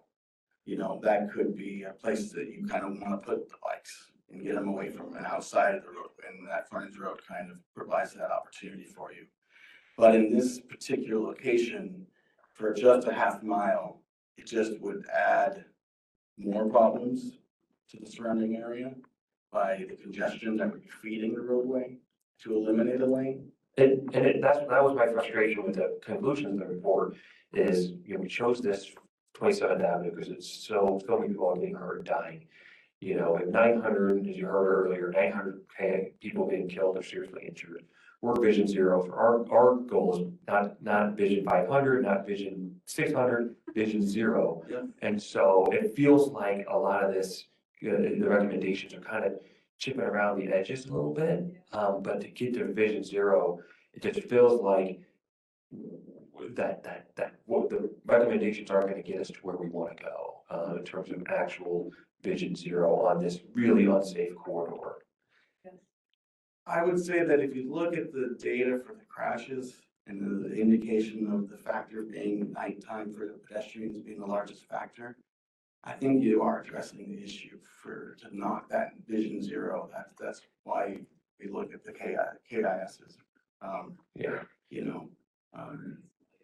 It's just, I know you mentioned congestion, it's just like, we have to give more weight, there's priorities, right? And that was a bit of my frustration is like, you know, these things are really bad and you documented it very well. And then it's like, but we can't do maybe what would be more safe because of potential congestion. It just felt like we should put more emphasis on, you know, those folks who have been hit and preventing that, those folks who have been killed. So I guess, right, there's a question in here somewhere. Yeah. Is it would it be safer, in your professional opinion, to do a road diet? You know, so to put congestion aside for a second, and I know that balance is heavy on your conclusions, but would it be safer in this section to do a road diet? Safer is a funny word. Would there be less, let me ask you a better, more pointed question then. Would there be fewer deaths and serious injuries on this segment, 2 years from now if we did a road diet? In my opinion, if you did a road diet just in this segment, it could decrease, but you would increase outside of that area. Where you have increased the congestion, you're going to increase your crashes. I'm not quite sure I'm following. If you eliminate a lane, that traffic has to merge from 3 to 2 somewhere. And in that location, you increase your crashes quite significantly. So it would be north, if you did that on 27th Avenue, it would be north of Camelback or south of Indian School or something like that. You think there would be, unless it was something more comprehensive perhaps? So you're kind of just kicking the can. Yeah. More or less. Unless it was something broader, more comprehensive, I suppose. Is that fair? Yes. And I know I've been asking a lot of questions. Let me turn it and make sure. Is there any other questions from folks? Okay, Abby. Yeah, I did have a couple questions, but I'll follow up via email in interest of time. Yeah. Thank you. I appreciate that and appreciate the indulging me on my questions and thank you for being here. Any other questions? Seeing none, I really appreciate your time and appreciate you taking feedback and your professionalism. So thank you so much, and we look forward to seeing you on 27th Avenue. Thank you. Yeah. Okay, moving on to the next item here is age requirements for micromobility vehicles. And discussion and possible action. Shiraz. Thank you, Chair Hermes. Thank you. Hi there. My name is Shiraz Rosenthal. I'm the micromobility planner with the City of Phoenix. Thank you so much for allowing us to be here to present on this topic. This evening, I'll provide some information to the advisory committee on potential city code updates on age requirements for micromobility vehicles for the City of Phoenix.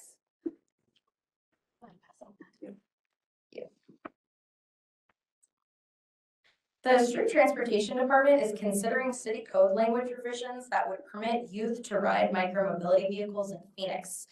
Current city code prohibits anyone who is under the age of 18 from riding an electric scooter or an electric bicycle.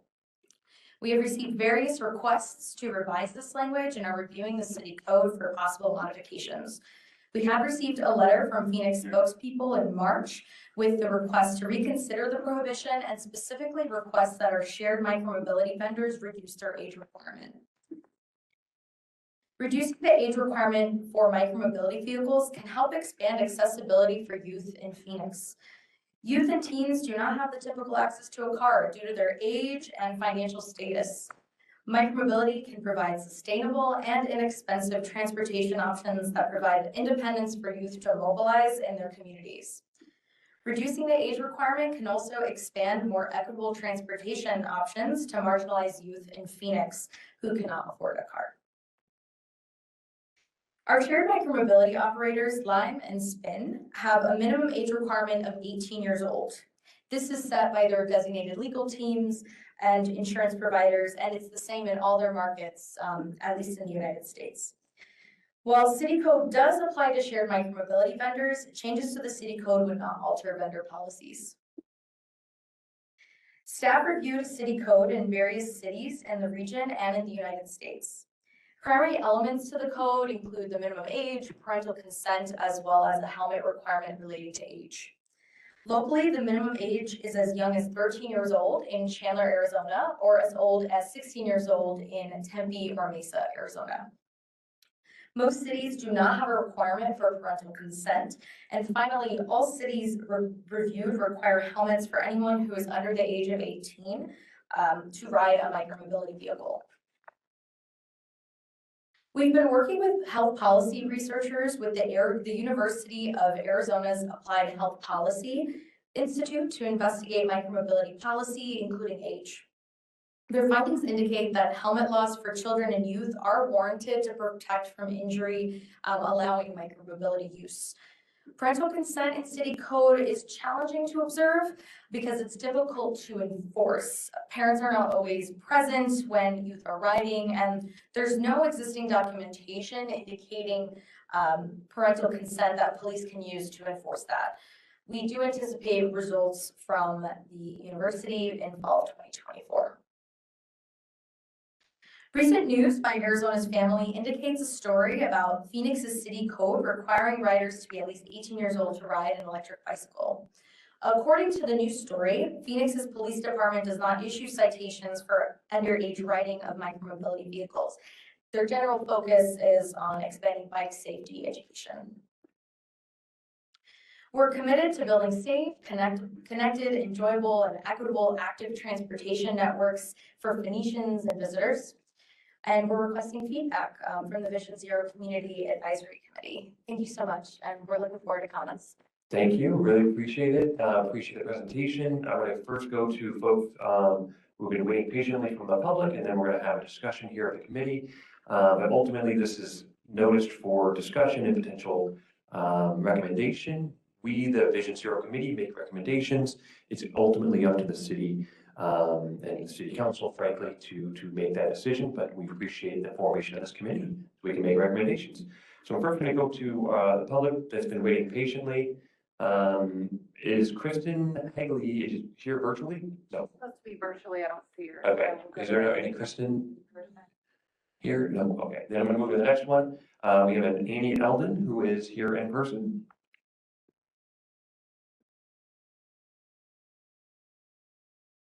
I told you need to speak a little loud into that. If it doesn't work, we'll just move each other. Okay.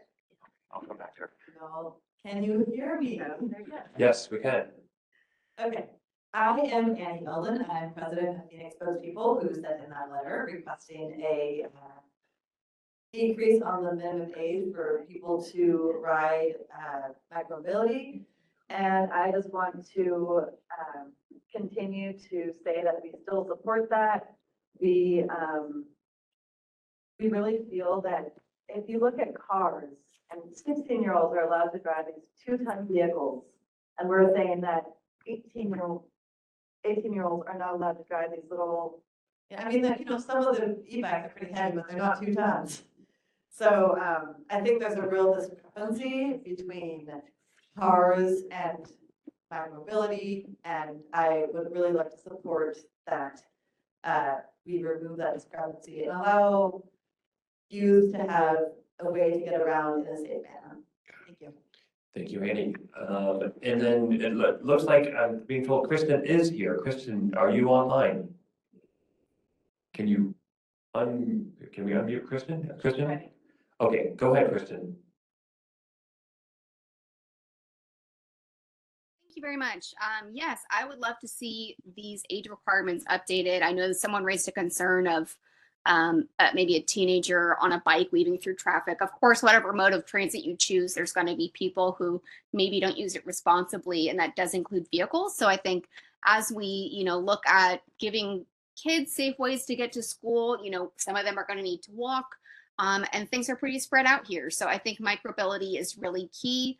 I think that exact age can be discussed. Maybe that's 13 or 14, but I think certainly someone below 16 can reasonably use a scooter to get to school or wherever they need to go. And it's up to us to provide safer ways for them to get there. Thank you. Thank you, Kristen. And next, I think our last person registered is Nicole Rodriguez. Thanks, guys.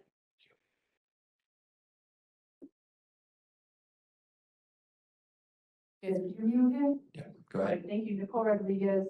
I actually brought up this topic a few months ago when my family and I actually discovered that under former director Kenny Knudsen, that actually this 18 years of age limitation, probably not even legal and enforceable if PD were to enforce it, was actually snuck in under a text amendment without a line strike item when previously it was 16 years old. So I just wanted that history to be known. So your presentation was very refreshing. So thank you for the language that you used in describing the real needs of many Phoenicians. I'm here today to advocate for to limit the age down to middle-aged schools, students, for a lot of reasons. Yes, e-bikes have not always been around, but they are here today, and our city is getting hotter.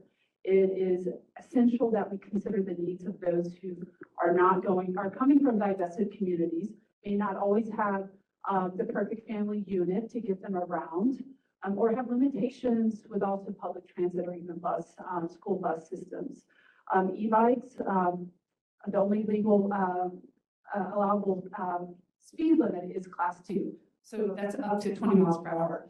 Anything higher than that, actually recently from streets, is prohibited. So class 3 would be prohibited. So with that too, we also know, and I know when I was 10 years old riding my mom's 10-speed bike, I could easily get up to 20 miles per hour on a 10-speed bike. And that was in Houston. I grew up in the heat too. I could not make it that long in the extreme heat, even 40-something years ago. And here it's even hotter in Phoenix. We need to think about those communities that, unfortunately, more of them should be at the table at this Vision Zero committee, more from T5, more from D8, more from D7. These are the communities that are looking towards e-bikes as an alternative solution. And we know that middle schools tend to get further away from residential areas where kids are coming from. Elementary schools, yes, they're very much closer to many of the kids that are getting to school. But once you get to middle school, it spreads out. So we want to consider all those variables in there. But like you heard Kristen Hegley talk about, sprawl is a big factor. So with that, this is something that thankfully our streets director brought to the table, urgently me pressing on this matter. So thank you for that too. And thank you for hearing me. Thanks, Ed. Thank you. Okay, I'll open it up for comments, questions, eventually probably try to build some consensus, make a motion, and make some recommendations here. Steve. Yeah, so I want to clarify my position. I am for e-bikes. I am for younger people getting access to that. I'm just saying that as a committee, we need to plan for that, for the safety aspect of that, and making awareness that kids need to use bike lanes and not be in the middle of the street. I would support helmets for younger kids, at a certain age limit. Just again, if the goal is, if the vision is zero, that's something that we have to take into account, because sometimes drivers may not be paying attention. It may not be the cyclist's fault, but a child hits his or her head on the ground and they're not wearing a helmet, the chances of fatality go up exponentially. So I just did want to clarify, I'm not against e-bikes. I'm saying that I believe that this committee needs to make plans for that as we go, because they're here to stay. They're not going away. Yeah, and Steve, I appreciate that, Steve. I hear you there. E-bikes are here, they're here to stay. I rode one here today. It's my e-bike in the back. That's a class 2 e-bike back there. And they're here to stay. And I think you're exactly right on that, in that we've got to make spaces in this city that are safe for people of all ages. And it's not just young people who are taking e-bikes, it's older folks who maybe previously couldn't get on or feel confident on a non-assisted bike. And so they're creating a lot of positive things I see out there. But today we're talking about young people. And as some of you probably know, one of my hats I wear in the community is I'm the president of the Osborne School Board. And my kids go into school in the Osborne School District. And so I'm involved in planning out bus routes and walking routes and trying to get a bike bus going in the school district at some point. But our middle school map, our kids have to travel farther, and where the expectation is that our middle schoolers are going to bike to school. And so we don't provide a bus unless you live more than 2 miles away from the middle school. So we're expecting and really requiring our middle school age kids to go and about 2 miles, which really is more than walking distance, it's biking distance. So my kids, for example, when they get to that age, will be biking crossing 7th Avenue and going to the middle school about 2 miles away. And I like the idea of having my kids at least have the option. I don't know if they're going to be big enough to hop on that e-bike back there that I'm riding today, if it's still going to be on the road at that point. But I like the idea of them having that option, especially when it's so dark hot out there. My e-bike it's got a 20 mile an hour, just like it's a class 2, I suppose. But sure, I'm less sweaty I'll tell you, than when I ride my road bike to work or around town. And so I definitely agree with bringing that age limit down below 18. I think it's a fair point to, in a lot of cities I see here, it is must wear a helmet to ride micromobility. Like I'm looking at Chandler here and a bunch of the other cities. It seems like that might be a best practice. Shiraz, is that fair? What are your thoughts on the either encouraged versus must wear a helmet? Thank you for that question. Yes, I would agree that that seems to be best practice, especially locally. Most of the local places or most of the local cities that I researched did state that there was some form of helmet requirement. I did see that in other cities too, and specifically for youth 18 and under. Got it. Got it. Okay, let me open it up to other folks, especially our committee members online. Any other thoughts? Yes, Catherine, please. Hi, yes, are we lowering it to 16 or have we? We haven't made a recommendation, so I'm looking for some discussion here, and then I'm looking for, at some point, I'll make a motion once I kind of, hear from folks, or I'll ask for a motion, and to make a recommendation, whatever that is. I mean, I think it should be lowered, and it's the age. I think, to me, middle school age would be something that I would support. That's in that 11, 12, 13-year-old range, but I want to try to build consensus. I see Jamie and Dan are got their hands up, but Catherine, back to you. I think 16 is certainly appropriate to start, just because from like driver's license and permitting, that makes sense when you're operating a motorized thing. 12, I don't have kids, so it's hard for me to state from a, parent standpoint, the safety of it. But as far as safety, I know who I was at 11 and 12 and 13, 14, 15, 16. And right, like, while not everybody follows all the rules, there are kids that are a little bit more reckless. And I certainly didn't want to wear a helmet just because of, purposes of looking cool. And then too, like, implementing that. So we say, all right, you have to wear a helmet.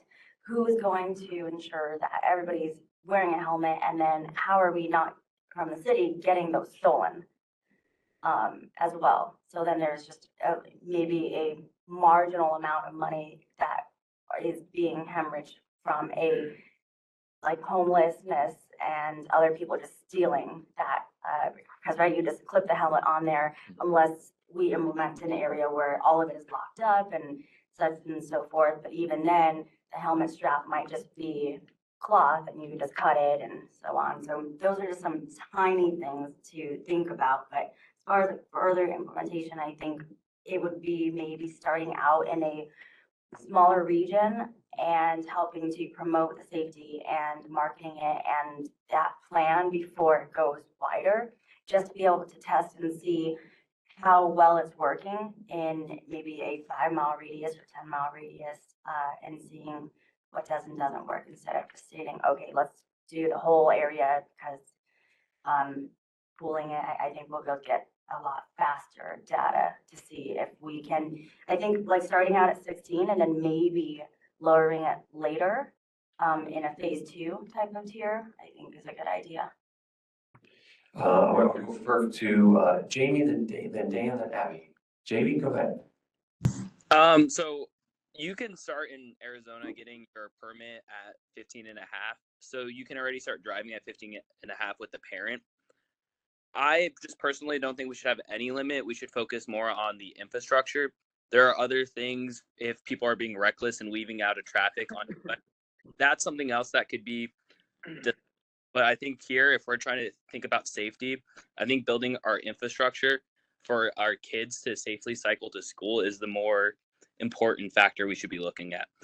So if we do have to decide on an age and a consensus as a group, I would at least like to see 14. Thanks, Jamie. Dan, go ahead. So, I mean, they're gonna ride. They're gonna ride a bike. If they get an e-bike, they're gonna ride it regardless. And it's like Jamie said, it's about making the infrastructure safer. If the infrastructure is in place, there's going to be less, it will reduce the likelihood of, say, darting across traffic and riding their bikes a little bit more recklessly, because there will be a safe, safe area for people to ride, including younger, middle school age kids. I would support something, middle school age. I'd even go, 5th grade, I was riding my bike. I remember riding a scooter. I mean, everybody was riding their bikes and their scooters when, way is much younger than that. I think that there's a lot of families, especially today, that are, burdened by housing costs and insurance costs, and, how are they going to get, how are they going to do this? And I think that this, by having to worry about, trying to drive them to school, or how, this offers another alternative of mobility to get them to school. I think, helmet requirements, I posted in the chat in the a 2011 campaign that the city had. They went all in, and I think it kind of had some negative effects, like to more or less like steer people away from riding bikes. But they're graphic novels, more or less comic books from 2011, and I warn you, they are fairly graphic. But volume 1 or issue 1 deals especially with wearing your helmet, and I think it gets the point across. Education and awareness, promoting that and making that a, doing it on social media, even commercially. People are streaming that, whatever it is. If we educate and awareness, and make people aware of policies or safety programs, they're going to be more receptive to it, and they'll be, because the biggest thing in Phoenix is there is a culture of driving. We all drive, everybody drives, but there's a culture that it seems to be more prevalent lately, where driving just seems to be a lot more dangerous. Even just walking to the store is a lot more dangerous. So again, helmets,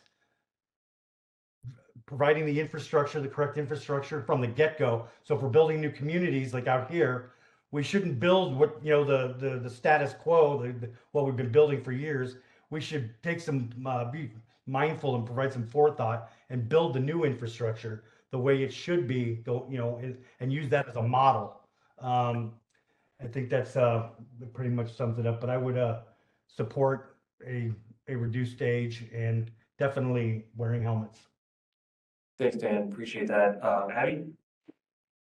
Yeah, thank you, Joe, for bringing this to us, and Shiraz for the presentation.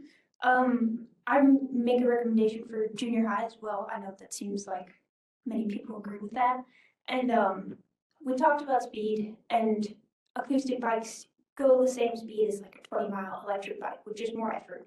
And helmets are optional for acoustic bikes. So I think helmets should be optional as well. And we're here at this table making decisions, and we need to make, well, we're making recommendations, but we need to make recommendations with those divested communities in mind. And because they can't always be at, excuse me, they can't always be at these meetings to talk about this, and they're the ones who are going to be the most affected by decisions we make here. So I think it's important to consider junior high and optional helmets. Thank you. Thank you. I appreciate it. Catherine, go ahead. One last thing. So you know how Lime and those scooters, they have kind of like the no-go zones? Speaking from like an infrastructural standpoint, potentially if we're lowering it, making sure that there's no-go barriers, because sometimes kids will just ride their bike in the street.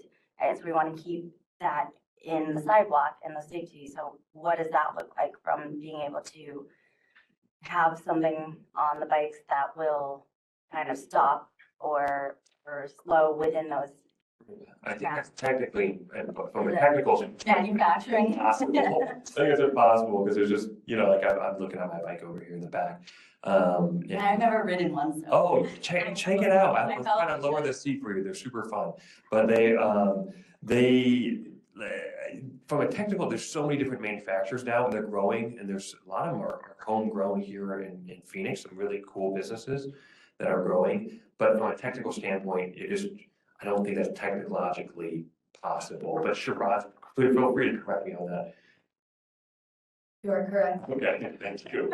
Thank you. I'm just, Yeah, so our micromobility vendors have the ability to do that just because they have GPS tracking and all the vehicles, and they're able to shut down a vehicle if it rides into a park, for example, which parks are prohibited, micromobility is prohibited from being ridden in parks. So if someone is riding in a park and tries to, then the vehicle will automatically slow it down to a very uncomfortable pace. And I don't want you guys to think I'm anti this, like I'm for it. I just want to make sure that like we are thinking of the most amount of parameters and barriers to keep this extra safe, like overly safe if possible, is all. yeah, no, I hear you, and I think the point has been made really well about creating separate spaces that are safe to ride these bicycles. Steve, go ahead. Yeah, so we do have a helmet law in Arizona for under the age of 18 for motorcycles. This is a motorized cycle.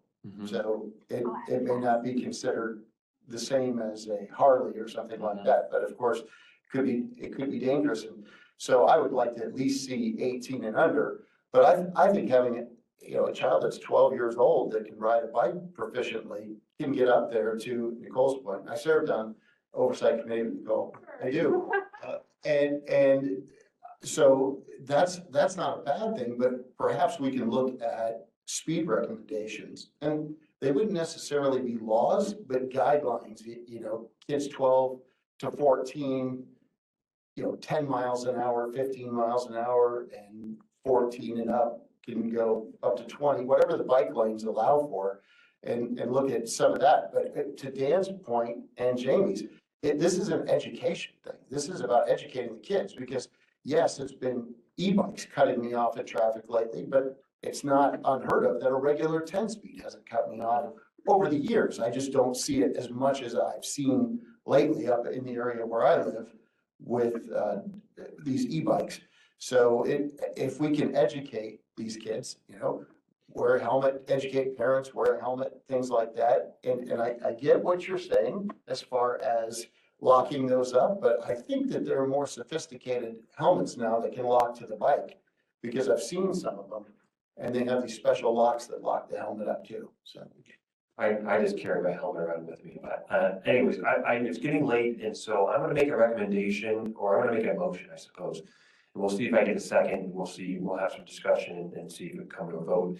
I'm just listening and getting the consensus, and also as a parent, the city, I don't always love what the city tells me what's appropriate for my kids, so that's also kind of weighs into my thinking as well, as I like the ability to parent my kids and tell them when it's appropriate to when they're ready for those type of things. I'm gonna make a motion that we recommend to reduce the age limit on micromobility e-bikes from 18 to 12 and add a requirement, helmet requirement for those under 18.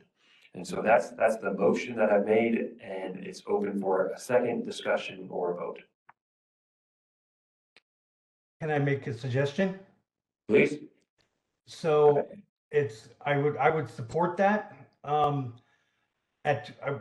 was thinking 14, but if you want to do 12, I would like to see some type of educational, thing, like, if somebody's applying for housing assistance from the city, they've got to go, do they've got to go through a small, class or something to make them aware of policy, stuff like that, educational orientation, so to speak. I would like to see something like that, more or less, do it on a semi-annual basis, where, it's not something that's mandatory right away, but it's something that, they can do within, twice a year. That's something that that the city puts on twice a year, is one of these educational awareness things for kids that are 17 and younger. Dana, I just want to make sure I understood that, because I'm always concerned about kind of implementation and how easy it would be to implement. So as I think, at least if I heard right earlier in the road safety action plan, there's already kind of some of these educational things and bike rodeos happening and things like that.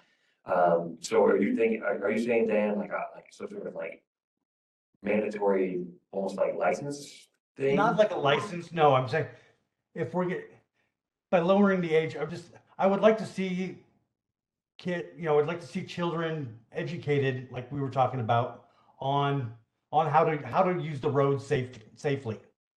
They're gonna do it when they're 15 or 16 anyways, but because they're gonna be riding an e-bike or a bike or whatever, I feel that it's just as important to have them educated on the rules of the road and how to ride their bike safely, especially if they're going any distance. At such a young age, I think we would be doing a disservice to the community by not at least considering it or offering some type of. It's not mandatory, but it's something that the city would offer as a free program. Like we do the bike rodeos. I'm just saying it's something that we could do at VPCs every 6 months, something that we could do at a school. I don't know. There's other ways. It's just my thought.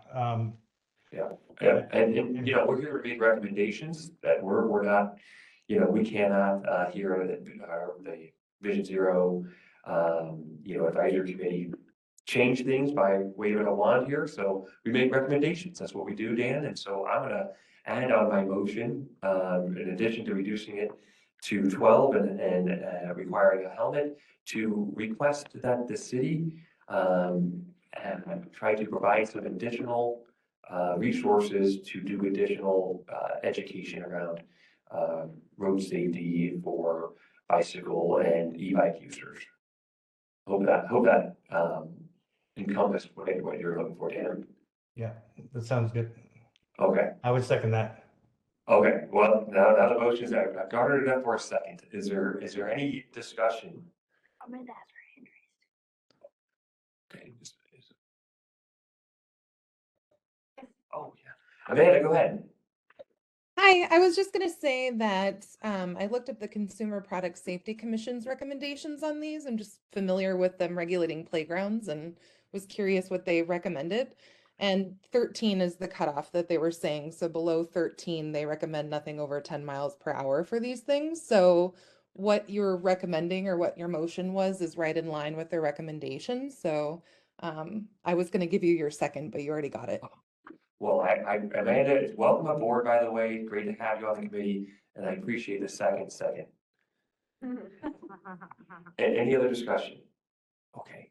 Oh, we have additional speakers? We do have speakers on the site. We already had, the speakers already went.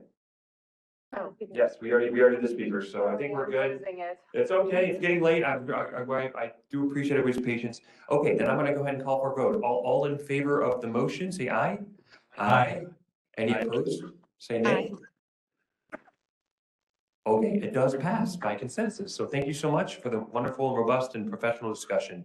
Moving on to my agenda. Okay, moving on to the next on the agenda is request for future agenda items. Any future agenda items? Okay, Jamie, go ahead, buddy. I think I forget if I mentioned it last meeting, but it was creating a financial transparency dashboard for Vision Zero. I know that Joe Brown has been doing a great job. It might be already in the works, so I'm not too worried. I just wanted to put it out there.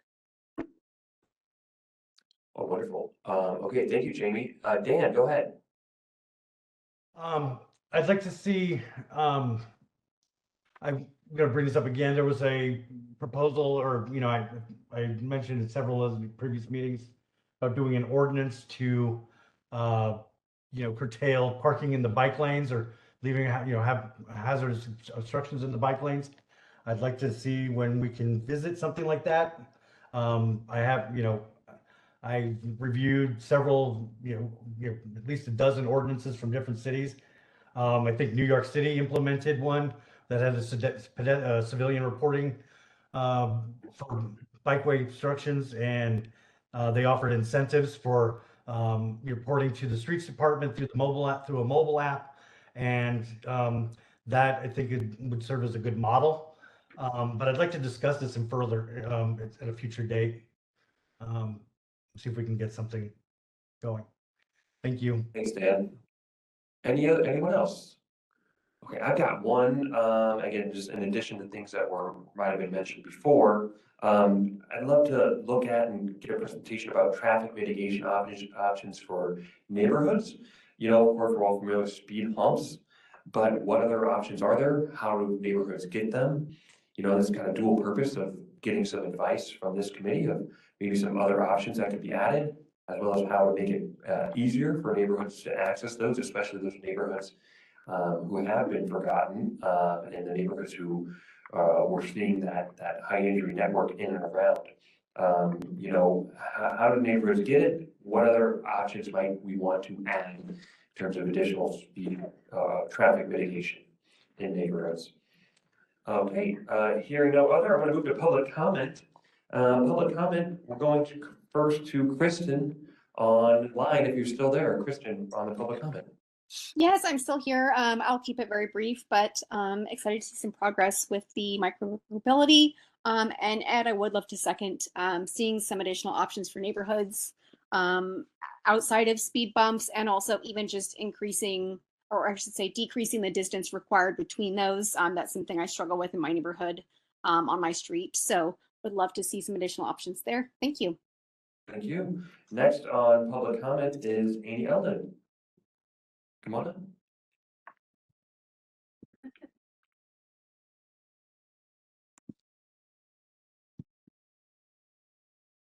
Hello again. So this is a comment on the RSAP report. And it seems like a lot of the projects were done on traffic signals, and which I find disappointing because that will not change how drivers interact with their street. It will just, you know, maybe make them have to stop a few more times. It probably make them more frustrated. Whereas like actually adding, you know, wider sidewalks, adding bike lanes, adding trees will help them to be more aware of where they are and who's around them, probably help them slow down. And so I'm wondering, in this upcoming year, will the projects be focused on things like traffic signal modernization, as they were last year, or will there be more actual like structural changes? And if there's some way we could find out, you know, if you don't know the answer right now, it's fine, but if there's some way we can find out that information, and we'll be available to the public. Thank you so much, Andy. And due to open meeting law, we cannot respond. Even if I have the information, I can't respond, but we appreciate that comment. We hear it, and we can get back to you outside of the meeting. And next, Nicole Rodriguez. Got my timer, Ed. Okay, thank you. I'm pretty sure I was under 2 minutes. You were not under 2 minutes, but I'm also very bad about cutting people off. So, I'm going to give you more. Yeah. Go ahead. All right, thank you. First of all, I just want to start off in thanking Streets on a number of things. Where more recently I've been able to engage more with Mary Brown and other street staff members. And I saw Lauren Evans was here earlier and she left. I wanted to share, if you haven't gone on Twitter or Instagram, maybe Facebook, I don't use Facebook, and look at the streets. Social media posts, they're very engaging, they're fun, they're interactive, they're educational, and they're worthy of sharing with your friends and family. So thank you for that, that education and the tone. It makes so many of us feel welcomed that are not always in a vehicle. So also I wanted to point out a number of things. I really liked what Dan brought up as looking at policy related to blocking bike lanes, whether it's parking temporarily or permanently. We actually saw it, my son and I saw it just on the way over here. But in general, just looking at alternatives to bike lane infrastructure, where oftentimes, like when we were coming here on 3rd Street from Osborne, a lot of vehicles were not aware, maybe possibly, that they were coming up on a bike lane and would jut out right into the bike lane. It was a really scary moment. And something that can be a signifier for those folks, trying to help out the drivers, because we know Vision Zero is also about making it safer for drivers as well. And lastly, I wanted to mention, and I was talking to my friend AJ here, who will probably be providing plenty of public comment in the future. She's a fellow cyclist too. but on a book called The Right of Way. I finally cracked that book open recently by Angie Schmidt, and it opens up on a chapter about Phoenix, and a very sobering chapter. So it's looking at 43rd Avenue, where there's been a number of pedestrian deaths. So I just want to encourage folks to check out that book. It's a quick read. You get it at the library like AJ's doing, or pick up a copy like I have and just highlight the heck out of it. But it's one of those educational pieces I just want to recommend. Thank you. Thank you, appreciate it. That is all we have for public comment. One thing I forgot on future agenda items, I kind of mentioned this in an earlier one, but I still want to see it on the agenda is striping, including stop bars.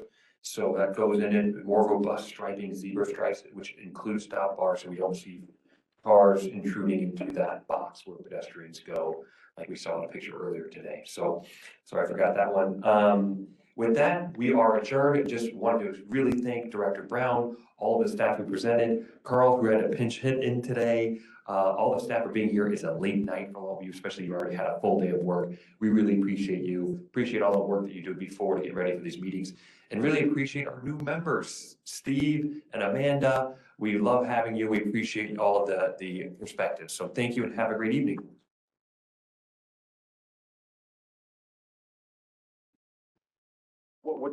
What pain was they, Steve?